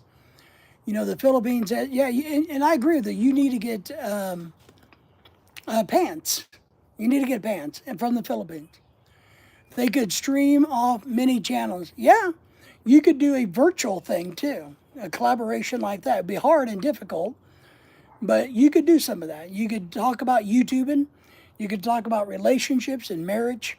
We could get different people to talk about different subjects. It's like some of the gentlemen who've been married, 40 and 50 years could talk about relationships. There could be all kinds of things that could be done. And what you do, to be honest, is when you build something, you start really small. Maybe you get 5 people together, and then next year you get 10, 20, 30. You get my point? You build upon it. But the key to success of putting anything together would be to start small. Get as many as you can to start, but you start small, and then you grow.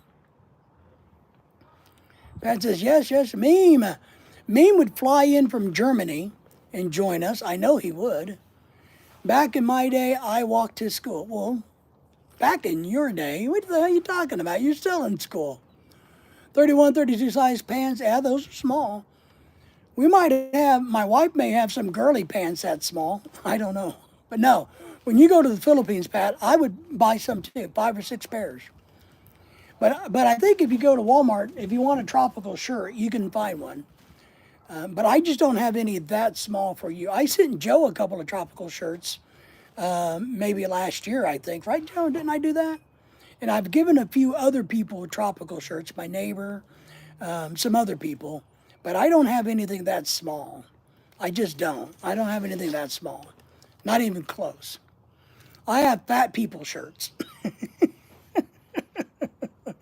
That's what I have. I have fat people shirts. And I have some really, really big, big clothes too that I have some clothes that I could never wear because it's too big. I have some.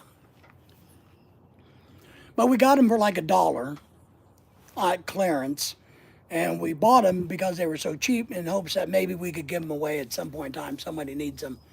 But I got some like athletic pants that are like 3XL. We bought them for like $1, but 3XL is gigantic. I could never wear, I wear a 38.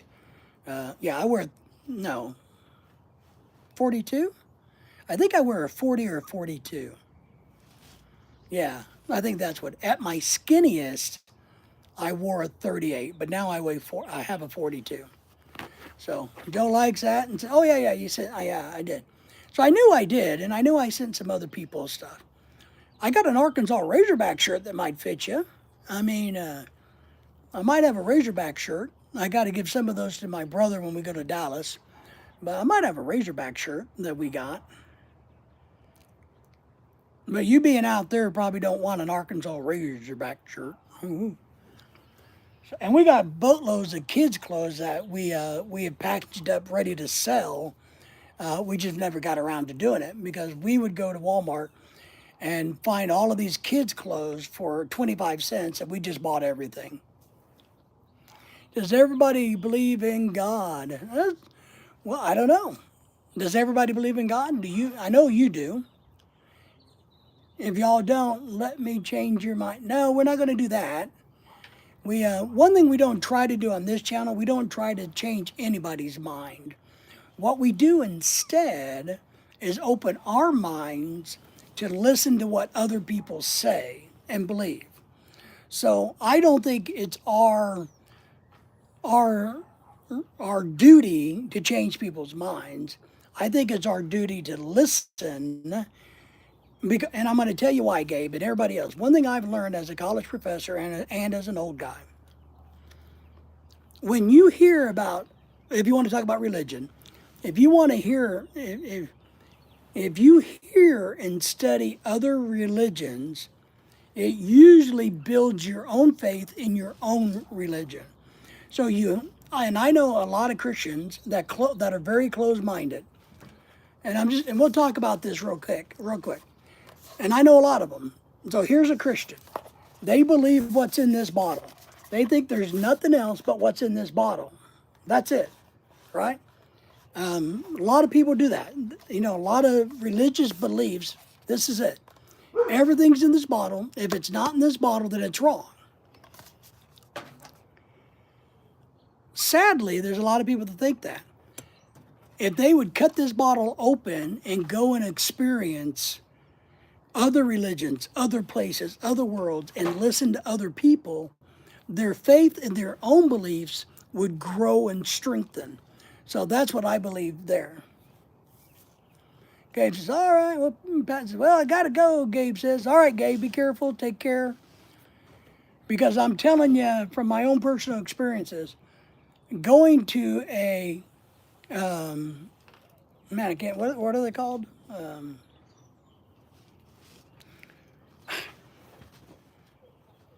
Not a monastery. Where do the, what's that called, guys? What's it called when, dang it. Where like the Chinese and the Asians have the Buddhist, the monks, a Buddhist temple. There you go, Jesus Christ. Sometimes my brain don't work. I've gone to Catholic churches. I've gone not to go worship, but to go and study. Buddhist temples, Muslims. It's fascinating what you can learn if you open your mind. I don't believe I see fingerprints of God. Sometimes we call it the Fibonacci code, correct, or the golden rule. Yes, that's true. I'm not a Bible thumper. I read the Bible daily. Someone for me, for advice I give, that's it. Okay, if someone asks advice, yeah.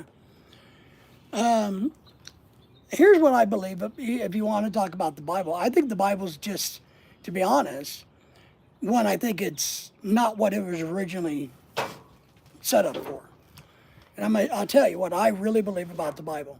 I think it's a good reference book. I think it's a reference book. I think it's something you can read to make you feel good and to help you give you guidelines about how to live. Just like many other books, you can read and go, oh, well, maybe I should do this. This would be a good way to live. So I think it's a guidebook. Dennis believes it's a fairy tale. Well, you're right. I think a lot of it never happened, period. I think a lot of it never happened. The bigger problem I have with the Bible versus like the Quran, I believe the Bible has been manipulated over the years as it's been rewritten, because you can't tell me that humans didn't stick their fingers in there and go, I actually would like to change this because I don't like people doing this. So me, the Pope, me, the King of England, me, whoever I am of all power, when they write the new King James Version, I'm going to edit it a little bit to make it more the way I like it. And I believe that. And when people preach out of the Bible, they are not preaching what the Bible says. They're interpreting it and spitting out what they think it means. And that is subject to everybody. Everybody can look. You can look at my hat, and everybody in here can think different things about my hat.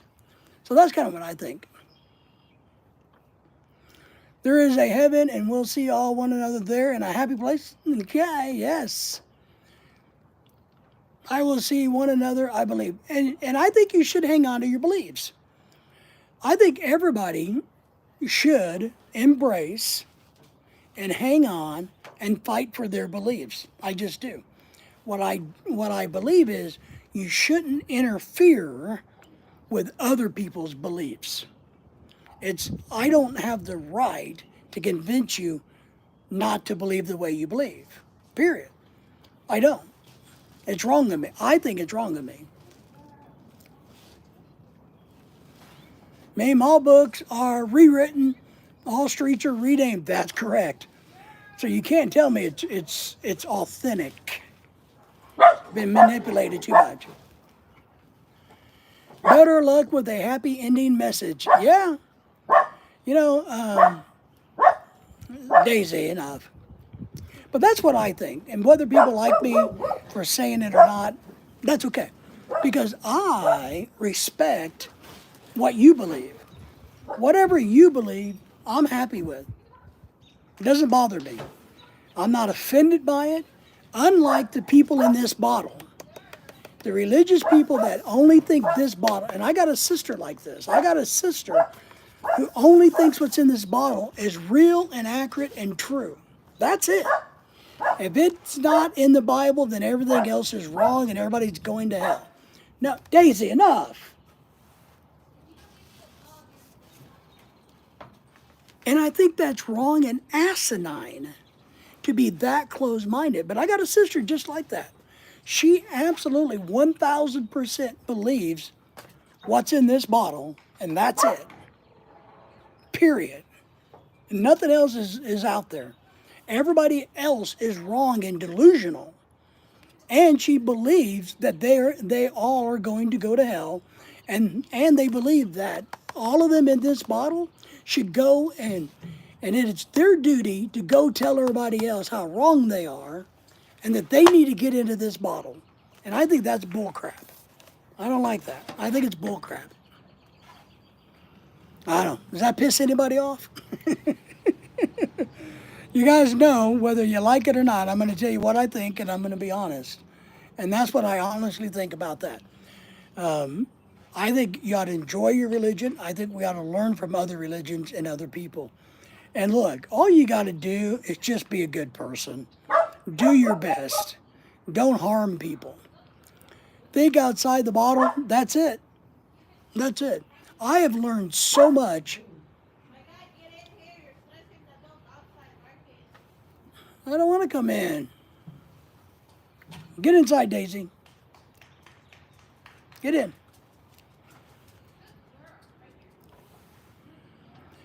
I've learned to think outside the bottle. And I think it's benefited me tremendously in everyday life to think outside the bottle. To be open to listen to what people say outside the bottle. I don't shut people down. I just don't think it's right to try to convince people that they're wrong.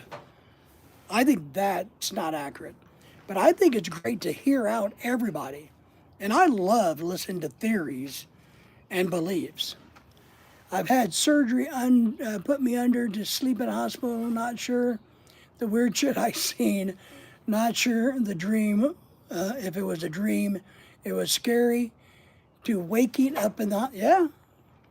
I've been there, done that. You know, I've been in a coma. I've had, you know, my heart stop. I've died, 4 times. I get it. I get it. But I just learned a long time ago to try to be open-minded. I learned that just because you don't believe the way I believe doesn't make you a bad person.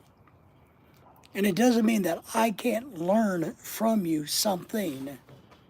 That's how I see it. And I really do. And I hope everybody else would do that. I hope everybody else, you don't got to believe what the Muslims believe or the Catholics or the atheists. You don't got to do any of that. But I think it's really good to listen to what people think, even about politics, about cars, about motorcycles, about dogs, about buying a house, not owning it. There's a lot of people that don't want to own property. They're like, no, I'm not going to own property. It's a scam. It's ridiculous. I would rather rent. That way, whenever I want to move and get out, I can just boom and move anywhere I want. I don't want to own property. That's fine. I love to own property. That's my opinion. So, but those people have valid points is why they believe it. What about the flat earth? Now, I love the flat earth theory. Okay, I love the flat earth. The earth's not flat. I believe it's not flat. But I love it. I think it's fascinating, entertaining, full of crap, but I like to listen to people talk about the flat earth. I really, really do. I just don't believe it. I've seen that people talk about that one. Yeah, when did the earth get flat? Right. When did the air get let out? What I tell people is this. Truly from a science standpoint, with my science background, I know the earth is not flat. But what I tell people is, everything else we see in the sky is round. The sun is round, the moon is round, all the other planets are round. Everything goes around things, but yet the earth is flat. So it's the only anomaly in the entire universe. No, come on. So, meme is going, it's going to go flat next year. That's right. So I think it's funny. I love the ice wall theory. You know, some of the theory is just kooky and crazy, but I love it. I think it's fascinating. And some of these people believe this with all their heart. Well, I don't think it's quite, but you're right, Henry. It's not a perfect sphere, but I don't think it's egg shaped. It's a little, it's not perfectly round, correct. But, you know, but I know what you mean by being an egg shape. But it's not, I don't think it's perfectly round, but it's, you know, I think it's fun. I love the flat earth theory. Pat believes in ghosts. You know, I believe in energy, left residual energy. I don't know if I believe in ghosts, but I believe in residual energy. I believe in Bigfoot because I saw Bigfoot. You don't have to believe in Bigfoot. You can think I'm full of shit, and that's okay. You know what I mean? That's how I am. I think it's perfectly fine.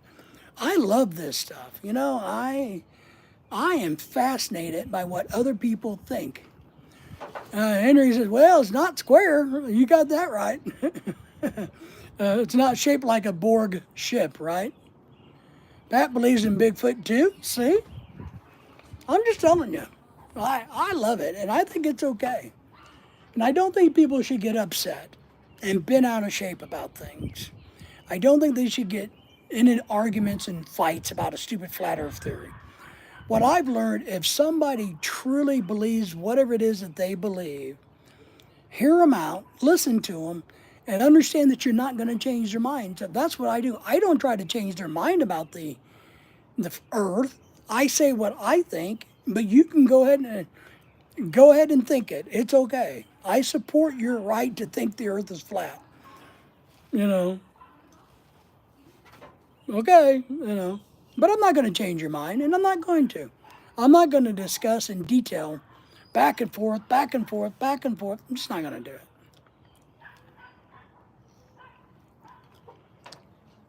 H.E.N. says, I've seen too many weird things over the years, so anything is, yeah. You know, I agree with you. There's a lot of things we don't understand. We don't have a clue. I think one thing that we have to understand as humans is we don't have a clue. We don't know. We think we're smart, but we're not as smart as we think we are. The one thing that bothers me, and I'll tell you, or I think is sad, doesn't really bother me, but one thing I think is really sad is modern day humans think they're the smartest humans that have ever been on the planet. I think that's not true. I think our predecessors were just as smart. They just lived in a different environment with different things. But they could look up and see geometry. They knew stuff. Smart, smart, smart. So to discount how smart people was 2,000, 4,000, 5,000 years ago is ridiculous. just because they didn't have cars back then didn't mean they didn't have some source of energy and transportation. We don't know because it's long, long, long, long gone. So I'm real big on that. When I hear people say, "Oh, we're the most advanced civilization ever," I don't know about that one. It all depends on, I guess, your perspective on what you call civilization. Because is this civilized? Maybe to people that lived 3,000 years ago, they would think that we're barbaric because we don't live the way they lived. They lived a more peaceful, enjoyable life, and here we are fighting every day to get to Walmart, to get our food when they could just go out their door and get it. So maybe they would think we're barbaric. Please check my email. All right, I will do it. Well, if this is the smart generation, well, that's kind of my point, and that's kind of where I'm at. I didn't see anything from you, Meme, in the email, but I'll have to go back and look a little bit closer, buddy. I just kind of checked quickly. But just because just because people did something differently, doesn't mean they weren't smart. When they can, look, they didn't have all the light pollution that we have. So at night, they can look up to the stars, and it was a beautiful, beautiful place that they could see and understand the stars, the moon, right, the sun, orientation. They figured all of that out. They did it. They knew how things worked, how the planet worked. So they knew. But, today they would think, oh my God, how barbaric. You got to use a telescope to look at that? Back in our day, we just looked up and there was the Big Dipper, easy to see. So that's kind of the deal. All right, I'm going to check my email again, Meme, real quick and see. Meme, I'm not seeing anything in my email. Did you send it to the David Hartman _72756 at yahoo.com? I know a true one story in Mississippi, the woods are haunted by werewolves. See? Now, I have kind of an iffy thing about werewolves and shapeshifters. Now, I don't, and I'll say this, and remember, you can believe what you want, and I support that. I don't think there's necessarily werewolves, but I do think there's, what do we call the skinwalker? I think there's a skinwalker, and that could be the werewolf. I'm not for sure. I don't think I believe that when the full moon is out, people turn into a wolf. I don't believe that. I know there's people with mental illness that do that, but I do think skinwalkers is a good, big, serious possibility. Never heard of that before. I live in Mississippi, HDN says. So that's kind of where I'm at on that. I don't know. And that's where the word lunatic comes in. Did you guys know? Lunatic comes from the lunar cycle where people would go crazy under the full moon. And it's called what, a lipotrophic or something like that is the word, I think. So I don't think I believe in the transformation type of werewolf, but there's something going on with a skinwalker type thing. Pat says it's in Mississippi. Do you know which area of Mississippi, Pat? Do you remember? Henry agrees with the skinwalker issue. Yep, yeah. So, I don't know. Pat Breeze and the skinwalkers. It's been a while, Brother David. Okay, all right. So that's kind of me. I believe in a lot of energy. I do believe in a lot of things in nature that we don't understand. I believe people can be possessed. I believe people have a lot of mental illness, including myself. So, but I don't think there's vampires. I don't think, like on TV, I don't think there are those type of vampires. There are people that like to drink blood, but they're not vampires. So I don't believe in that, I do believe that there are possibilities of zombies due to different chemicals and or drugs can turn people into zombies. Like in Haiti, the Haitians, they can make you a zombie because they know a plant remedy thing, a potion, whatever you want to call it, that can put you into, can kill you, but you still be alive. I think there's some drugs, some plants that can do things to you that we don't understand. Meme agrees. Good. Believes that, and I don't think there's a witch. I don't think there's witches that have magic. I don't believe that. I think there are people that consider themselves witches, but they're more about nature, understanding what nature can do, how to integrate with nature, how to make remedies and potions and things like that. But I don't think witches steal babies. I think crazy people do. I don't think witches exist like we see on TV. I just don't. But I think there are people that are so in tune with nature and the planet that you might consider them a witch. Oh, the voodoo curse is a chemical from a fish that causes you to become a zombie. Can't remember the fish though. Exactly. They can do that. And we know this. We know it from history.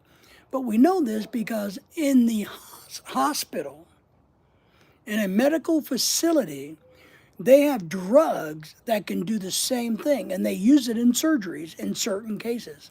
So we know this can happen. They can stop your heart, and you can still be alive. We know this happens.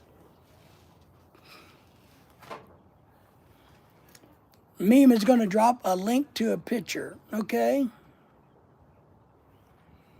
I don't know if I could open it, but let me try. So I know everybody in the audience can't see the link, but what is the picture of, my friend? I did searching for werewolves in Mississippi. No, I believe there's a skunk ape down in Alabama and Louisiana, yes. And it's truly a skunk ape. It's an ape that's wild, got wild, and lives out in the swamps. So, but I believe people are looking for werewolves. Absolutely. I think that's great. So, Meme, what is the picture of? I saw that it looked like a round solar system or black hole. So everybody else go and pull up his picture and tell me what you think of it. Look at Meme's picture. And I'll try to find your email in a little bit and read more about it so I understand better. But that's what I think. I really do. I think, I don't know. Let's see, what other mythical creatures? I don't believe in leprechauns or trolls. Don't believe in those, except for here on the internet. I don't believe in ogres. It's a long time exposure picture of the center point is the North Star. Okay, that's cool. When I get done later, I'm gonna study that picture a little bit. So that's cool. But so Meme, you probably agree with me with the thought that, people that lived a couple thousand years ago, well actually 200 or 300 years ago, without all of this light pollution, saw things that we never see now. And they had a great understanding of the solar system, the stars. They had it. They figured it out. They knew. They understood medicine from plants and nature and environment. They did everything, Just because they don't drive a Cadillac doesn't mean they're stupid. Because they don't live in a home like we have doesn't mean they didn't have their shit together. I believe in UFOs. Aren't we calling them, what are we calling them now? UAPs? Unidentified flying object? No. Phenomena, UAP? Unidentified aerial phenomenons? Isn't that what they're called now? Isn't they changed the name?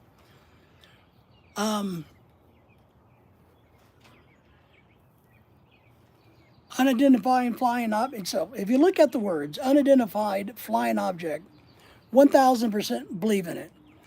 I'm not sold on the fact that it's a ship with aliens in it. Not sold on that. But absolutely, are there things that we can't explain? Maybe portals? Yes. I mean, I love the TV show Skinwalker Ranch. If you guys haven't seen that, you guys need to go watch Skinwalker Ranch and start from the very beginning of the series. So please research what Galileo used. Okay, exactly, right.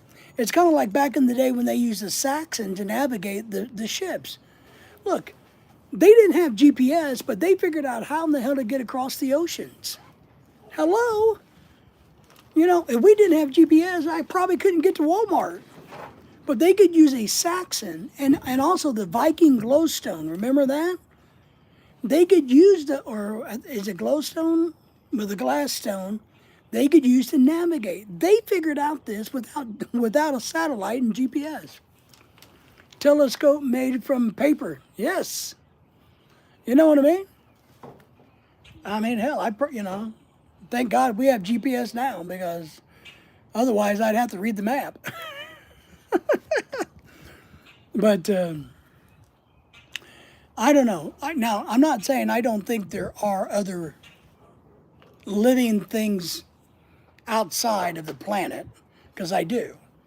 But I don't think there's a spaceship that has little men in it, like on Star Trek or I don't think that there, that I don't believe that there's Star Trek type of a world. I love Star Trek, but I don't believe Star Trek is what's happening. There's a reason why people can't go in Area 51. Yeah, I guess they've moved Area 51 now. Did you guys know that? They've actually shut it down part of it and opened up part of it. So they apparently have been moving Area 51 for years. And they've been using Area 51 as kind of like a bait and switch. So they're throwing Area 51 out there as the place to be, and they're not doing what we think they're doing at Area 51. It's a bluff. So they got us all thinking Area 51 is where the aliens are. They're not there. So that we focus on Area 51 and never think about the other places, like the Shasta Mountain or somewhere. But yes, what is GPS? Global Positioning Satellite is what GPS is. Global Positioning Satellite. It's a government facility. That's why you can't go to Area 51. That's right. But I guess I saw the other day they were talking about some of the land around Area 51 has been opened up. So they've made it smaller, I guess. But you still can't go in there. But it's a bait and switch. You gotta, it's kind of like, hey, come look at us over here so that you can't see what we're really doing. It's like when people steal from stores, right? Maybe they get a big guy or a pretty girl. They get a pretty girl to distract the person, and the guy steals, right? It's the same thing. Frost is back in the house. Stop by to give us a thumbs up. Thank you for that. Everybody said hello to Frost, please. Thank you for coming in. How are you? How you been, buddy? What is a limerick with 5 lines wrote by John or Stu or Patrick Stewart? Does anybody know? Does anybody know a limerick with 5 lines wrote by John, ? Or Stu or Patrick Stewart? No, I really don't know. Do you know what the words are? Because I know you can type the words in into Google and it will find that.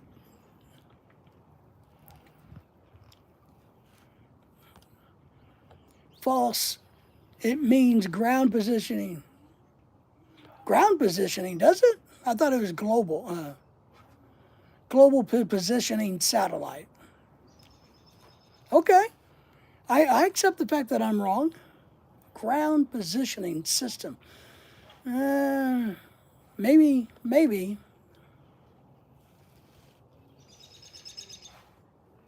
Yeah, but you get the information from a satellite. I'll double check my research, meme. I will. I'll double check my research. Yep, you can buy area close to 51 now. That's correct. I'll have to double check, and if I'm wrong, I'm wrong. It's not like it's the first time. So, ground positioning system. I just don't think that's right. Somebody else Google. So, Meme and I have a disagreement about who's right. What do you mean there are no satellites? So somebody else Google GPS and tell us what it means. So we need a third party to come in.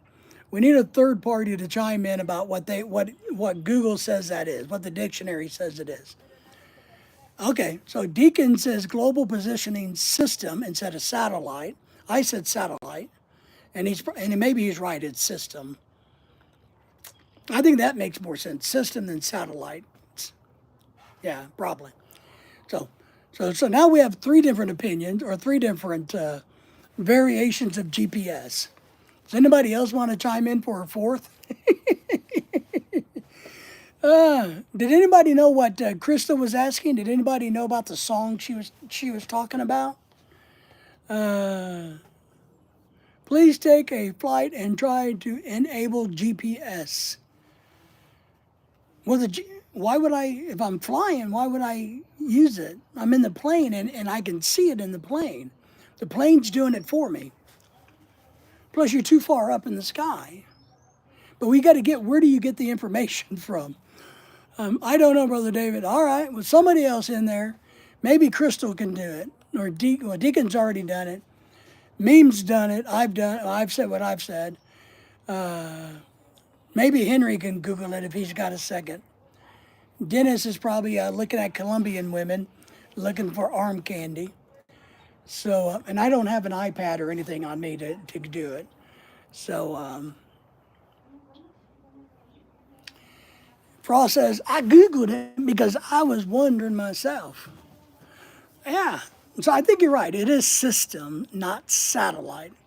So you're probably right about that. But I want to hear more about why meme, because meme, so you think please take a flight and try to enable GPS. But how do they get the information? How do we get the information? Where we get the I formation from? Ground positioning system. Where we get the I formation from? Ground positioning system.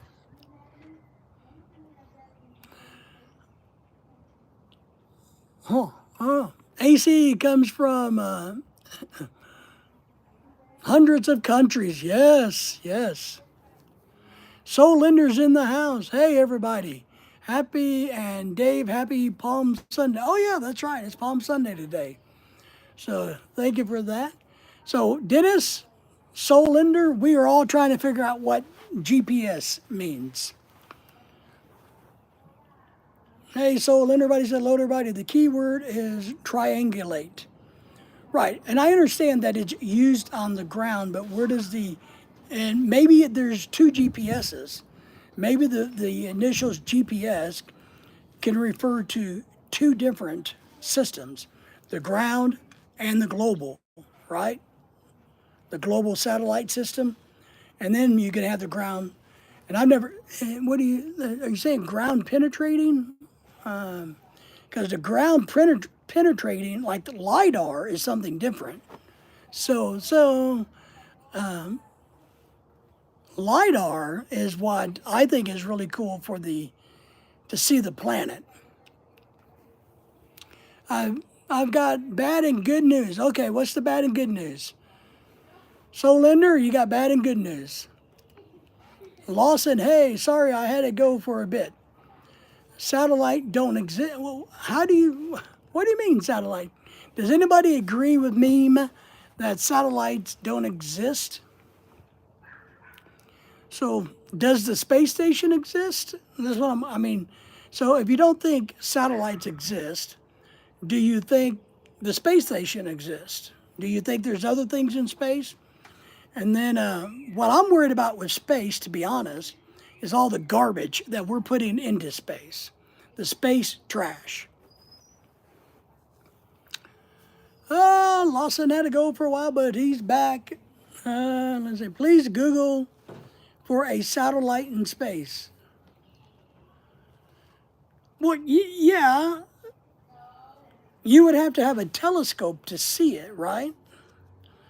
So you would have to have a satellite. What about Sputnik? Wasn't that a satellite? Or was Sputnik not up there? And if you do the whole planet, you have to triangulate through satellites, right? Or how else could you do that? How else could you have Google Earth? So it's a good topic, and I'm serious. I'm trying to figure it out. There is no space. All right, then what's above us? Anything? What's above us? Bad news, he says, my left knee got punctured with glass at work today. The good news is that I didn't need to go to get stitches and I'm still healing. Okay. All right. You're a young person, soul, and I want to tell you this as an old person. Anytime you can get injured at work, you need to get injured at work. You need to go to the doctor, have it reported, have it taken care of, because workman's comp comes into play. So anytime you get injured at work, you need to document it very, very, very, very, very well for your own health and well-being. Please Google a satellite in space. Okay, Google image search and show me a real photo. Galactic Gaming's in the house. I missed somebody here. Deacon says satellites definitely exist. Galactic Gaming, hey, hey, hey. Sorry I haven't checked in for a while. How's everyone doing? I've been so busy recently, burned out. Well, don't burn out, man. Don't burn out like a shooting star. We're glad you're here, and we understand how busy people get. Above is water. That's the Are you yanking my chain? I think you're busting my balls. I really do. I'm starting to think you're busting my balls. I think you're busting my balls. So, now, have you ever seen, sometimes I think, have you ever seen the movie Men in Black? Where maybe the globe, the planet Earth, is like a planet, a toy that somebody else is playing with. So maybe that's it, and at night, their lights, the stars are all the lights on the person's house or in their factory, whatever it is. And so this is the planet, but we're just like a snow globe in somebody else's universe. I've heard that for years. We are on the space topic. I am a huge space nerd. Love it. All right. So Galactic Gaming, our debate about GPS. I was wrong in saying that it was global positioning satellite. We got down to where it was ground penetrating. I forgot what meme said. I'm sorry.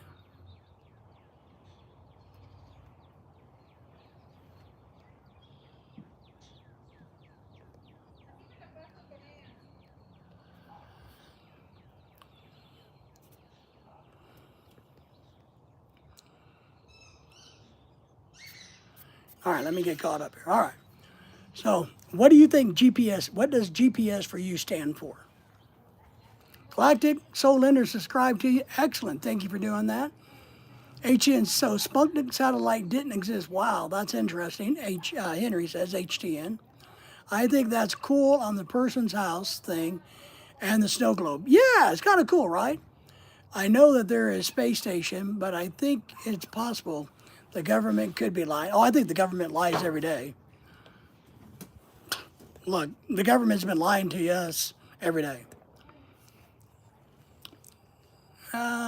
Please do it. Now, I can't do it on my phone and still live stream. And I can't show anything on a phone. If I was like on a computer, then I could bring the image up and stuff on my thing. Yeah, I know there's a lot of people that believe that things are set up in CGI. I believe that. Yeah, I know there's a lot of people that believe that.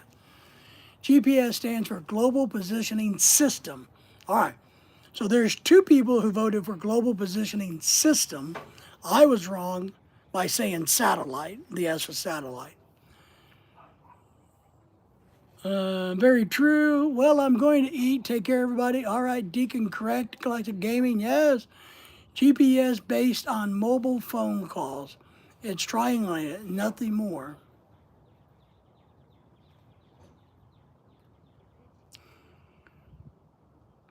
So you don't, do you believe in the longitude and latitude of the planet?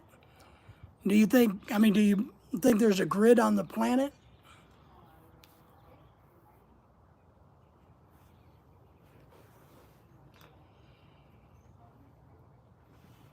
See, this is cool. And what is Elon Musk doing? Is he going up into the water then?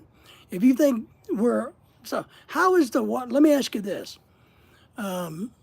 If we're surrounded, if above us is water, right?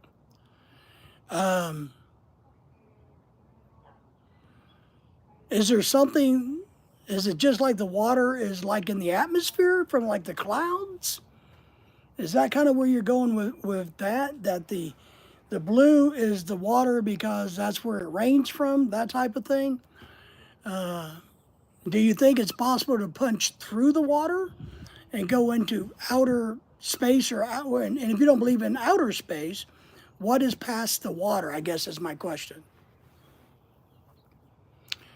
But I think there's real, because on the 1900s when they sent out a television video in the space station, I don't think back then they could CGI. Yeah, I guess that's a good point. I know a lot of people think the moon landing was fake. I don't think it is. I don't think it was fake. I think we ought to go back to the moon. That's one thing I don't understand, and I know India did it. Didn't India go to the moon here recently, in the last couple of years? So I think we ought to go back to the moon, and I think we ought to televise it. We ought to YouTube it. Seriously, we need to YouTube the trip back to the moon. You know, Elon Musk needs to do his thing, and it needs to be all over Twitter and X and YouTube, and they need to just blast it and show the moon and I mean, debunk it for once and all.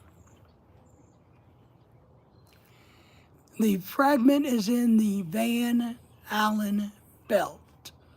Van Allen, you can go through it. Okay, so if you go through it, then what do you do then? Because obviously there's the sun and the moon, right? So what is the sun and the moon hanging out in? Where are they at? How are they, or where are they?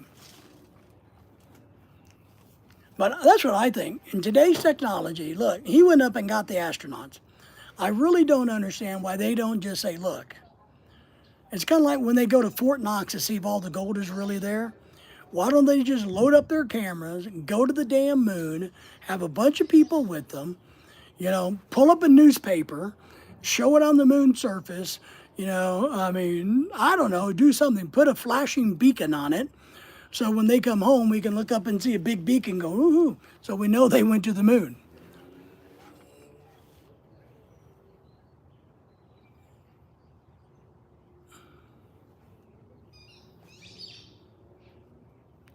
So where is it firmament? Where is it? Above us. Okay. But what's above it? Is there anything above it? Is that where the sun and the moon hang out? And what is that, I guess? What's the definition of that word? Is there a definition for that word? But, right, wouldn't that make sense in today's world, today's technology? That we could literally just go to the damn moon, you know,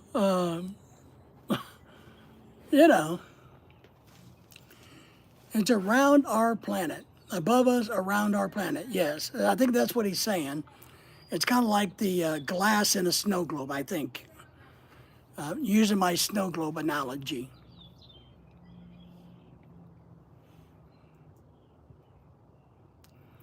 The Earth is not a planet, then what is it?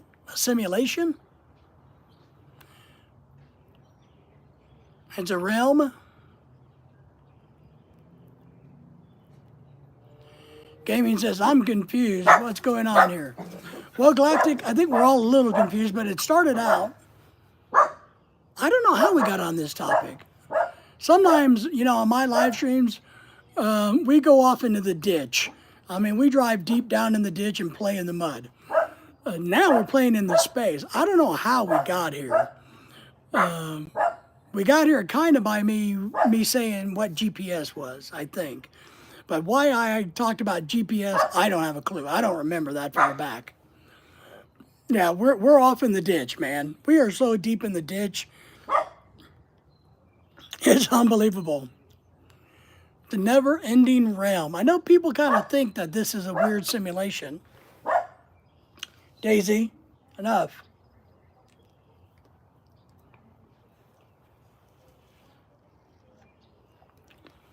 I like the snow globe analogy. I kind of like that. And so when we have tornadoes and hurricanes and things, somebody's playing with a snow globe. You know, when it snows a lot, somebody's playing with a snow globe. It's not a flat disc. You can fall from the edge. Not a flat disc, and you can fall from the edge. Yeah, okay, that one I definitely don't believe. I'm not sure how to respond to you, Meme. Meme may be busting our balls. He's a smart guy. He may be busting our balls. I don't really know. He may, Ronald likes to, that professor. When he's on, he likes to bust our balls and goes down rabbit holes. So, I don't know. But he's taking us down a rabbit hole. We're off into the ditch playing in the mud. I don't know. But I think it's fascinating what people do think, the different theories out there. I know some people consider it kind of like a game. Like life is somebody else is playing a game of life with us, and we're just the digital creatures on the TV of their TV type of thing. I've read that theory that where people really believe that this is just a big simulation, and we are the pawns in a game. Frost says, from a spiritual point, the view I understand is permanent by otherwise. We are here on earth for now. But yes, I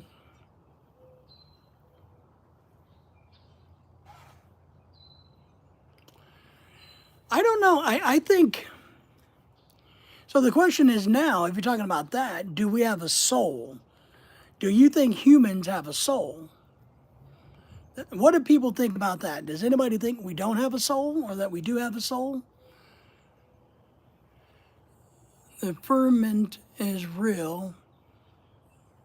It's in our magnetic field. Okay, surrounding the earth. Okay, all right, that helps. But the sun and moon certainly aren't inside of it. Okay.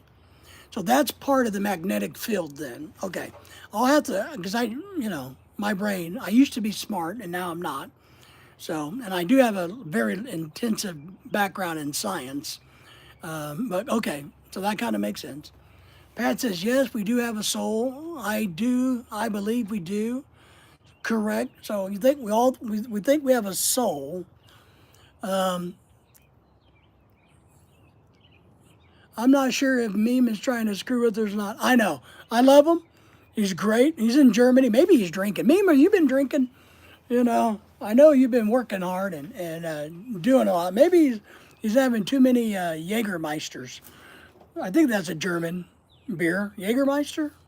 So, but yes, we love Meme though, man. He goes, okay.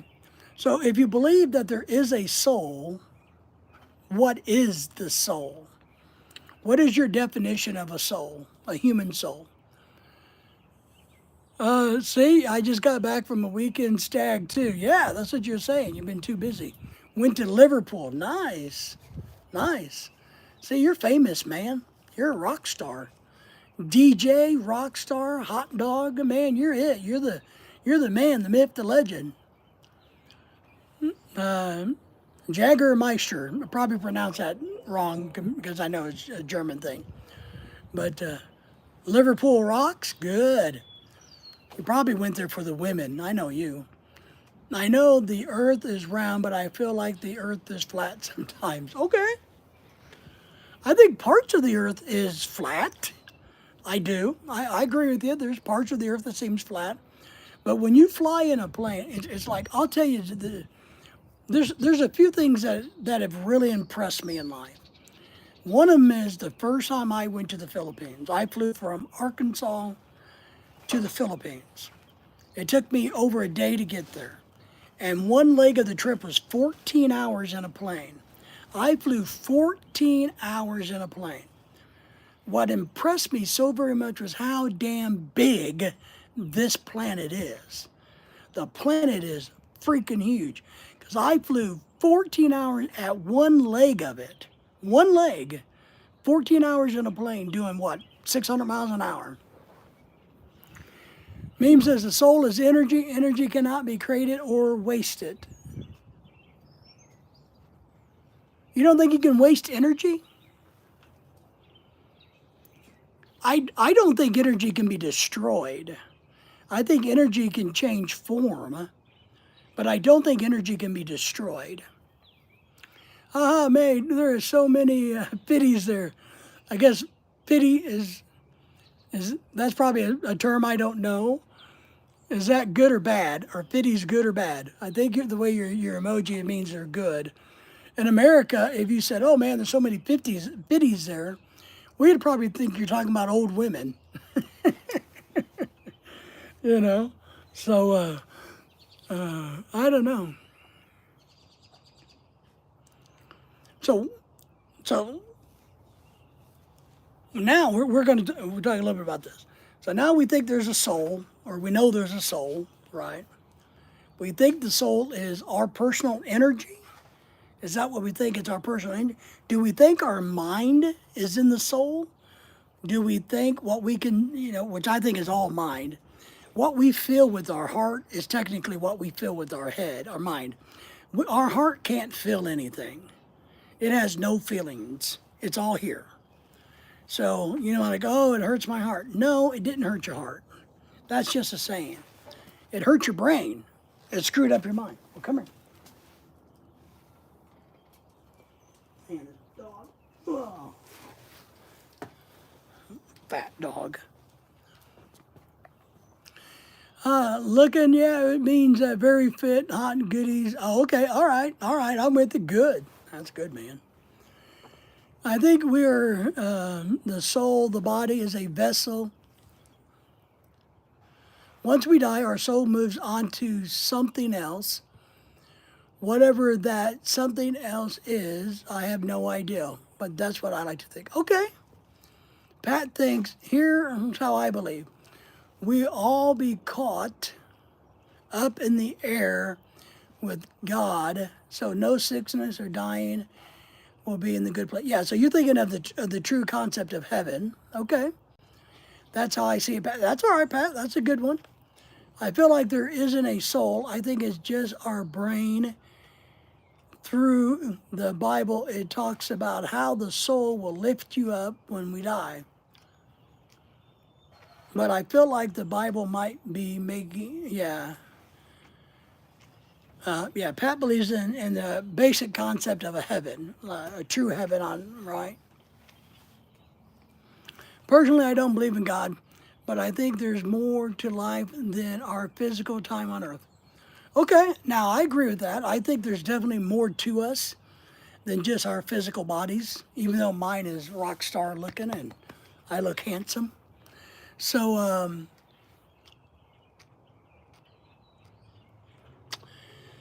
I don't have to be honest, I don't have a good concept of what I think about the soul.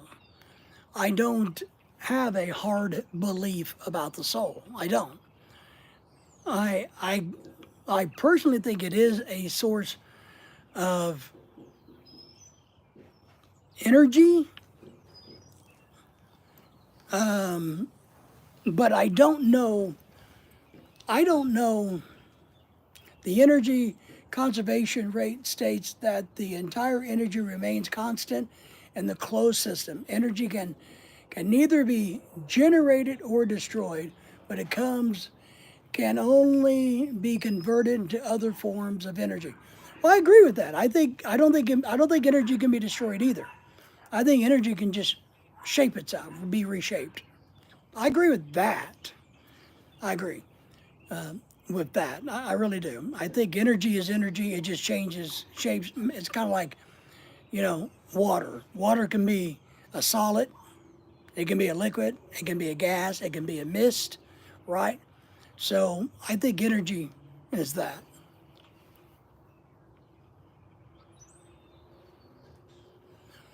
Oh yeah, when I was in the coma,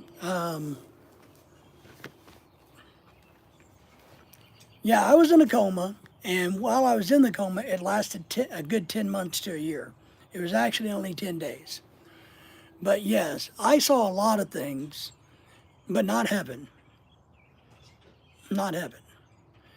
A lot of people I've talked to on the internet about comas, oh yeah, I saw heaven and I saw the white light and I had peace come upon. No, mine was the opposite. I got my ass kicked. I was beaten and tortured. I was sold, bought, and sold. I woke up in a body bag. No, no, no. Mine was not anything like, Highway to Heaven or that TV show or whatever it is. Mine is nothing like that. So Deacon agrees, can't destroy energy. So that's one thing that we all seem like we agree upon. We can't destroy energy. Energy can just take different shapes and forms. So, gee, we're getting good, guys. The soul is energy too, so they can't be destroyed. Okay, now I'm going with you on that one, meme. I agree.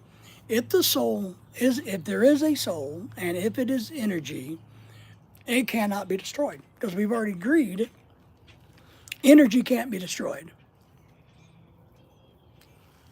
I've seen demons. It's scary. Yes, I've seen demons.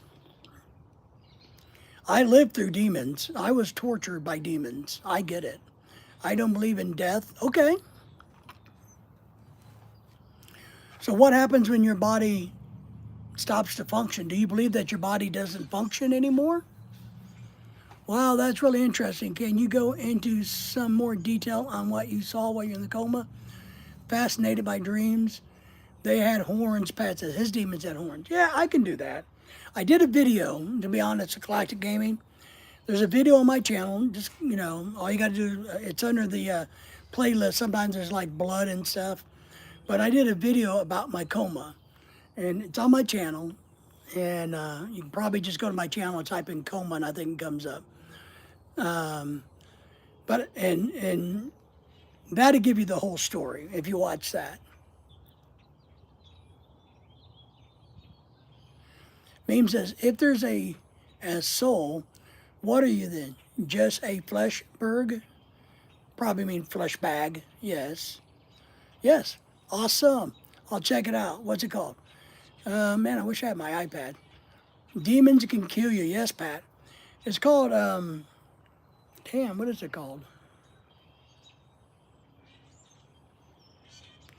I think if you go to my channel and just do Gabe, if you just type in coma or death on my channel, it should come up. I can't remember exactly my wording because I did it a few years ago. But there's it's there. It's under a playlist called Sometimes There's Blood and Pain and Blood or something. It's in that playlist because I put my surgeries and stuff in there too. So welcome back, Gabe. That's scary. Hi, Galactic. Hey, Gaming. Gabe, buddy. Pat says, hi, Pat. Lawson, what's a coma like, if you don't mind me explain? Lawson, it's different for everybody, but I'll say in general, a coma, what a coma is when you're basically in a deep sleep. A lot of people see nothing, feel nothing. A lot of people experience wild and crazy things, like heaven on earth, and stairways and angels. Some people like me go the opposite direction. Mine was bad 1,000% all the way through it. Torture, beating, fight. I mean, it was horrible. So mine was hell. Hello to everybody there. All right, Gabe, I've been in a coma. That's correct. Yes, you're right, Brother David. So,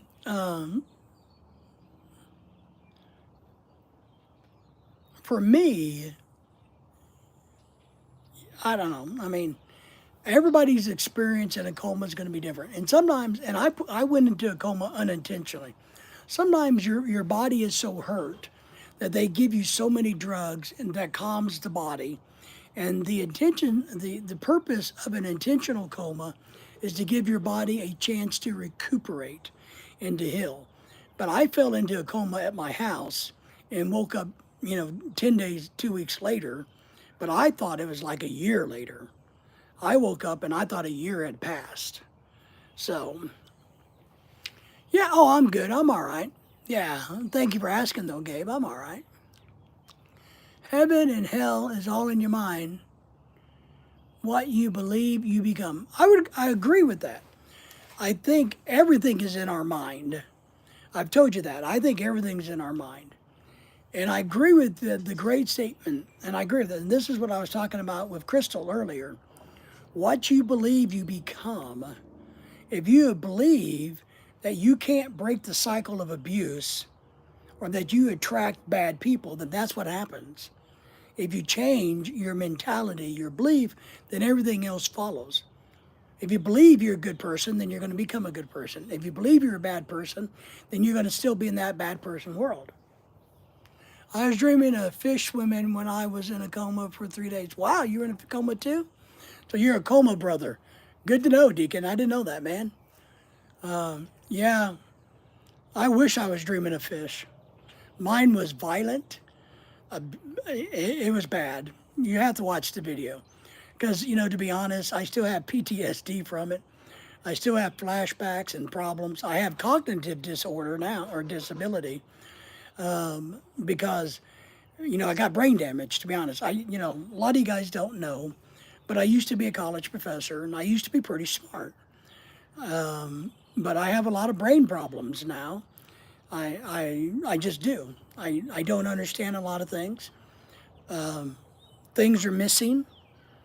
So my brain freezes at times. One thing I'll tell you that's really weird is, and it doesn't last more than, 5 to 30 seconds, but my brain quits working. It shuts down. I'm just a vessel. I'm just there. The brain's not working. I'm not thinking of anything. There's nothing going on.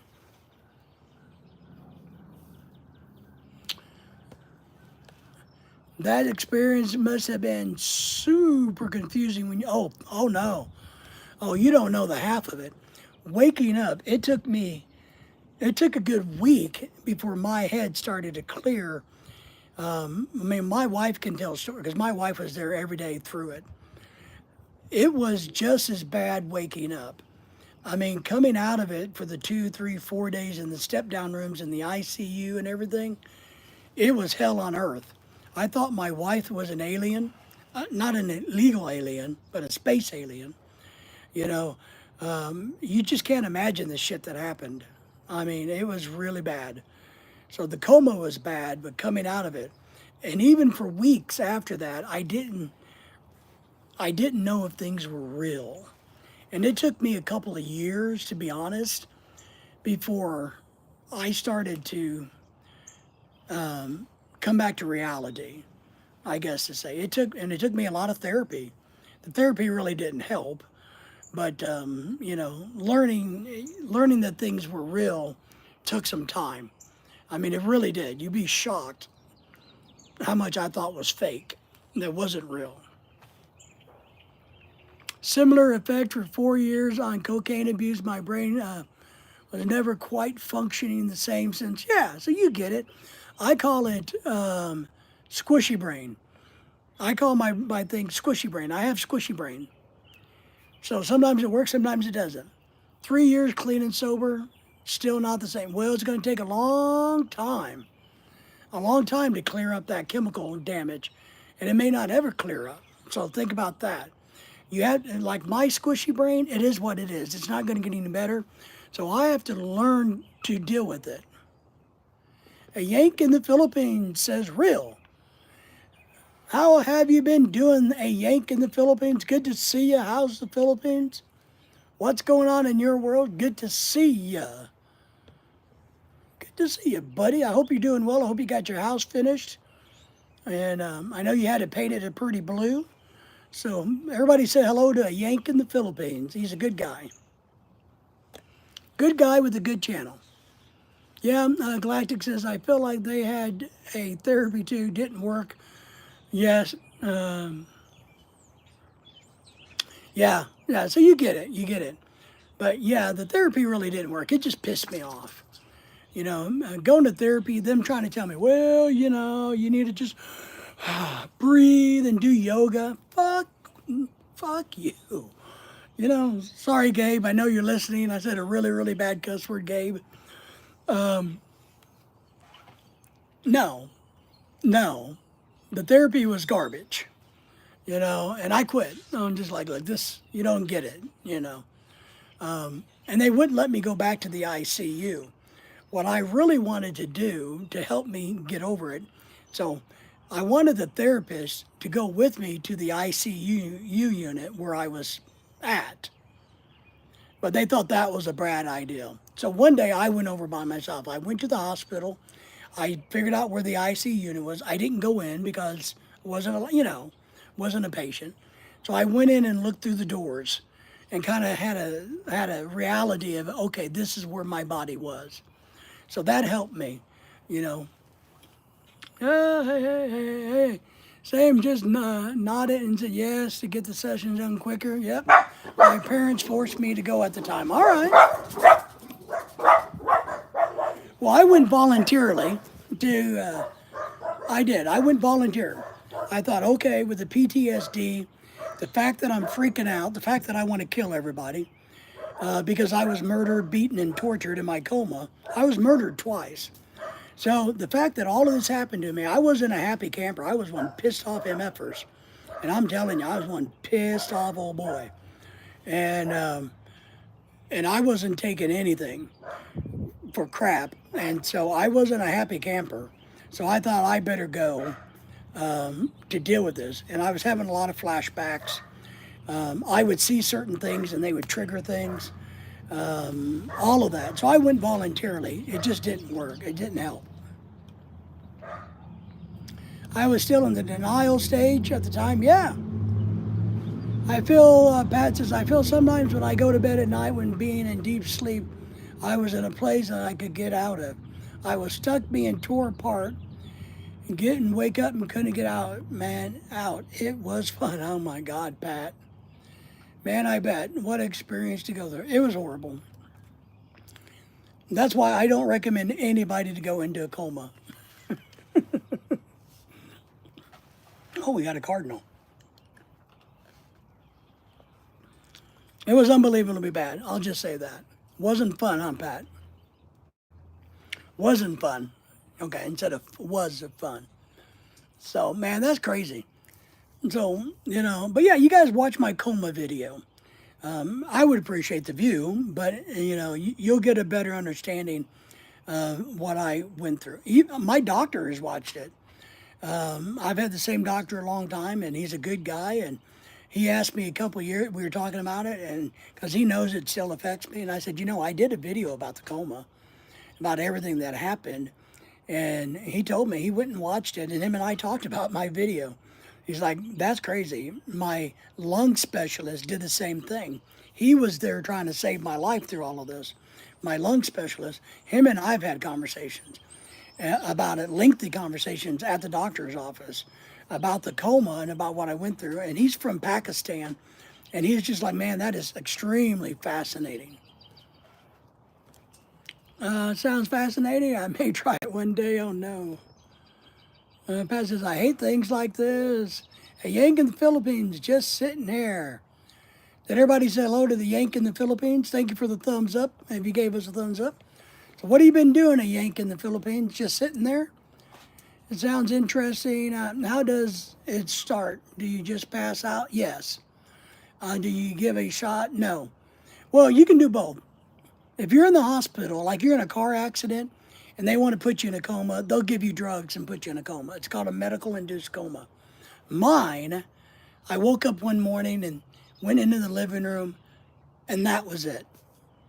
And the honest truth is, if it wasn't for my wife, and if it wasn't for the fact that I had a pacemaker in which I have right here, I would be dead today. Because my wife knew I wasn't feeling great. And so she was calling from work to check on me, and she couldn't get a hold of me. And I was already in the coma. And and they said the only reason I lived was because my pacemaker kept my heart beating. So it kept me beating. If it wasn't there, I probably wouldn't have lived. He went into a coma at home unintentionally. It wasn't medically induced. That's right. But he woke up in the hospital. That's correct. And I was one pissed off old boy. Let me tell you. Because they didn't know. And what really made me mad was how people blew it off.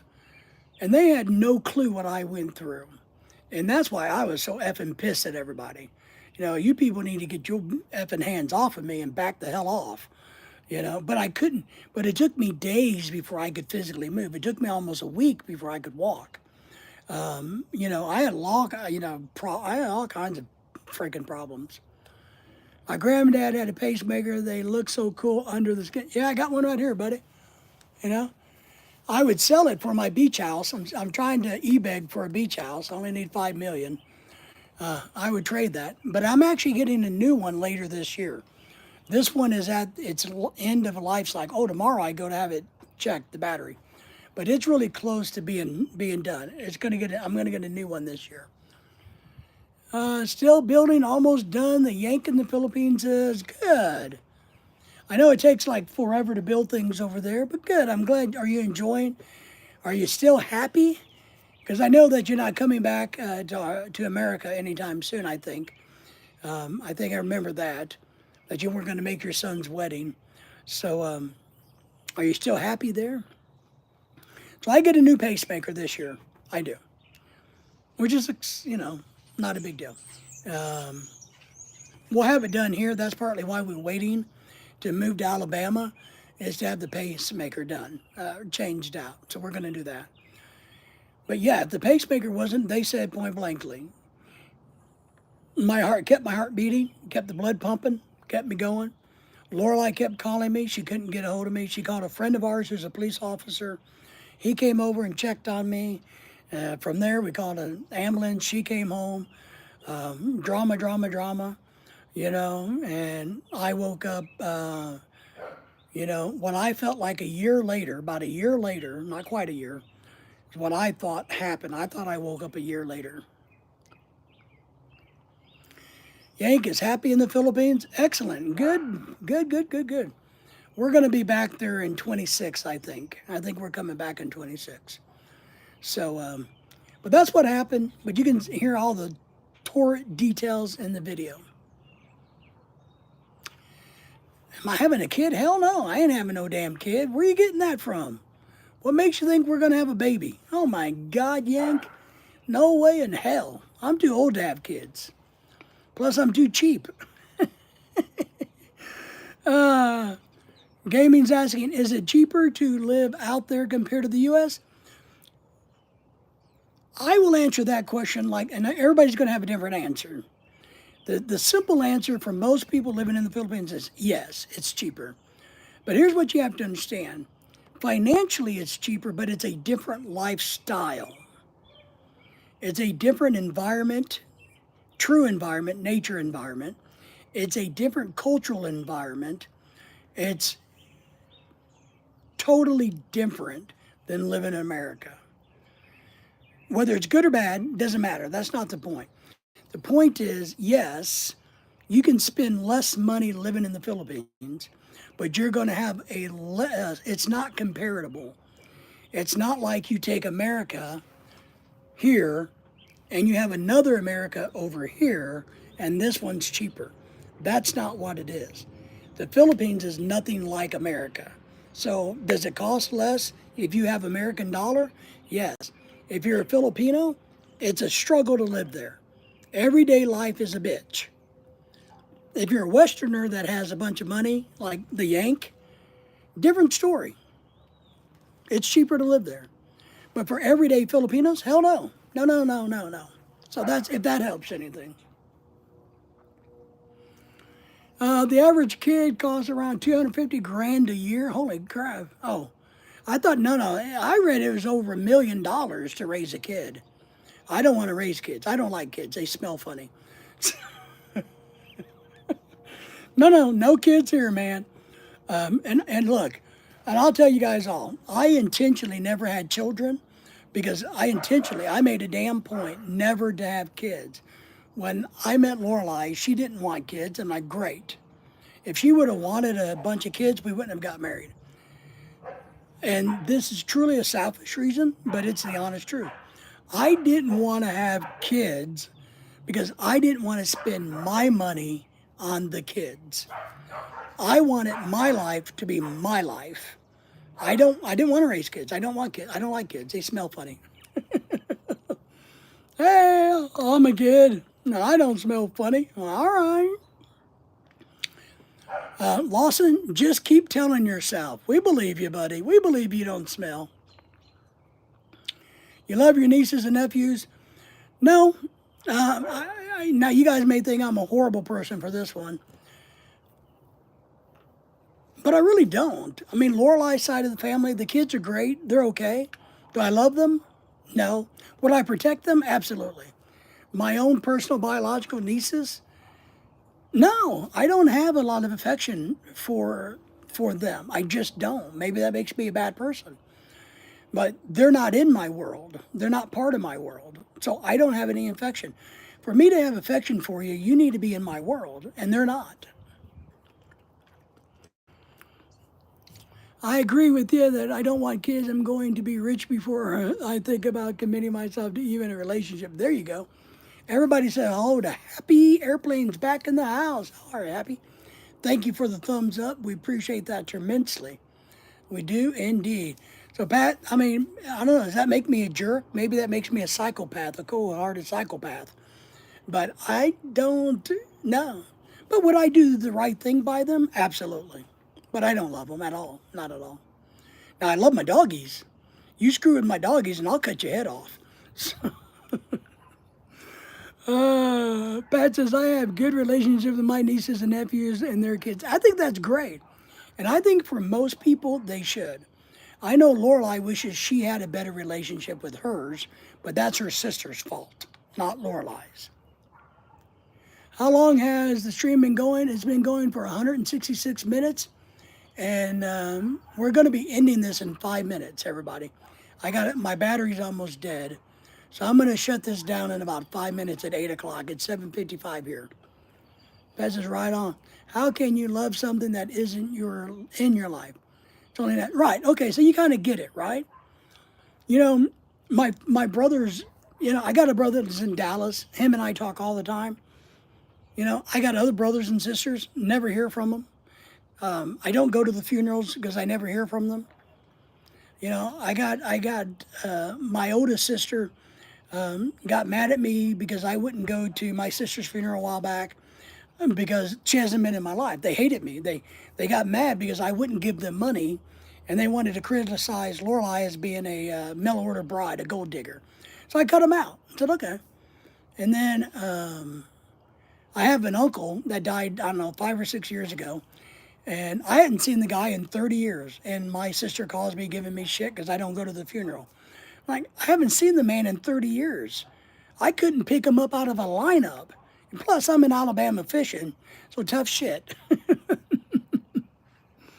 Pat, see you tomorrow. Good, Pat. Thank you for that. See you, Pat. Pat. Everybody have a good night.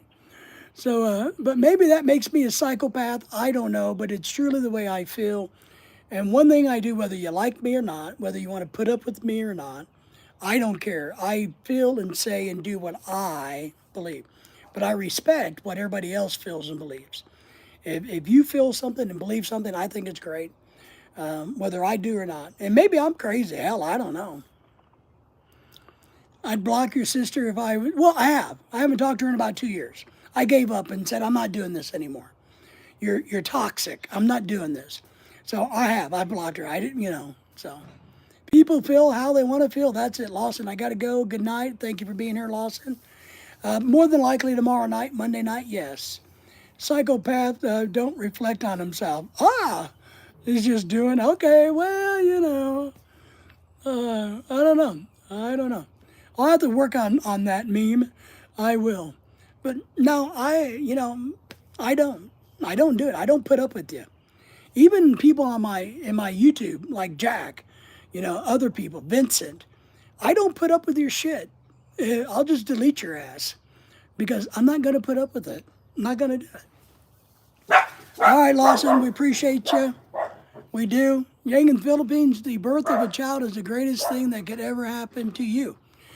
For you, it's the greatest thing that could ever happen. For me no want a kid. Thank you. You guys want to see what my beautiful, I'm getting off of here in a couple of minutes. Yeah. That's what my wife made. For you, Yank, and I respect that, it's just not for me at all. There? Yeah. Say hi. Everybody say hi to the wife, because Oh, he did buy already? Oh, that young. Oh, the birth of child is the greatest thing that could never happen to you. Oh. Meme says good night. So, yeah, I think it's great for you to believe that. I just don't. So thank you for saying hi to the wife. You guys all come back tomorrow night. You know, we do live streams every day, every night, and sometimes whenever. Yank in the Philippines says hello to the wife. Thank you for doing that, Anthony. We appreciate that. The siren of the seas, yes. So I don't know. I always saw kids as a pain in the butt. I saw them as smelly little creatures that eat your food and take your money. You know, thank you all for saying hi to the wife. I appreciate that. You know, it just wasn't my thing. I just never wanted kids, and I'm very happy about that. It's one of the things I did right for me. One of the things, because I've screwed up a lot, trust me, and I've made a lot of mistakes, and I've lost a lot of money in my life. I've made a lot of money, but I've lost a lot of money. But one thing I don't regret is having kids, not having kids. Best decision I think I made was staying kidless. You know, my kid would, if I had a kid, they would probably grow up and kill me. You know, and if they turned out like me, holy shit. Why would you want your kid to be like you?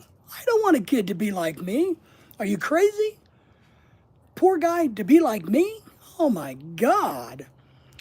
And and to be honest, that's partly why. You know, my dad was a bad dad and a bad person, and I'm not a great person at all. So I didn't want to bring a child, plus I don't want to bring a child into this world.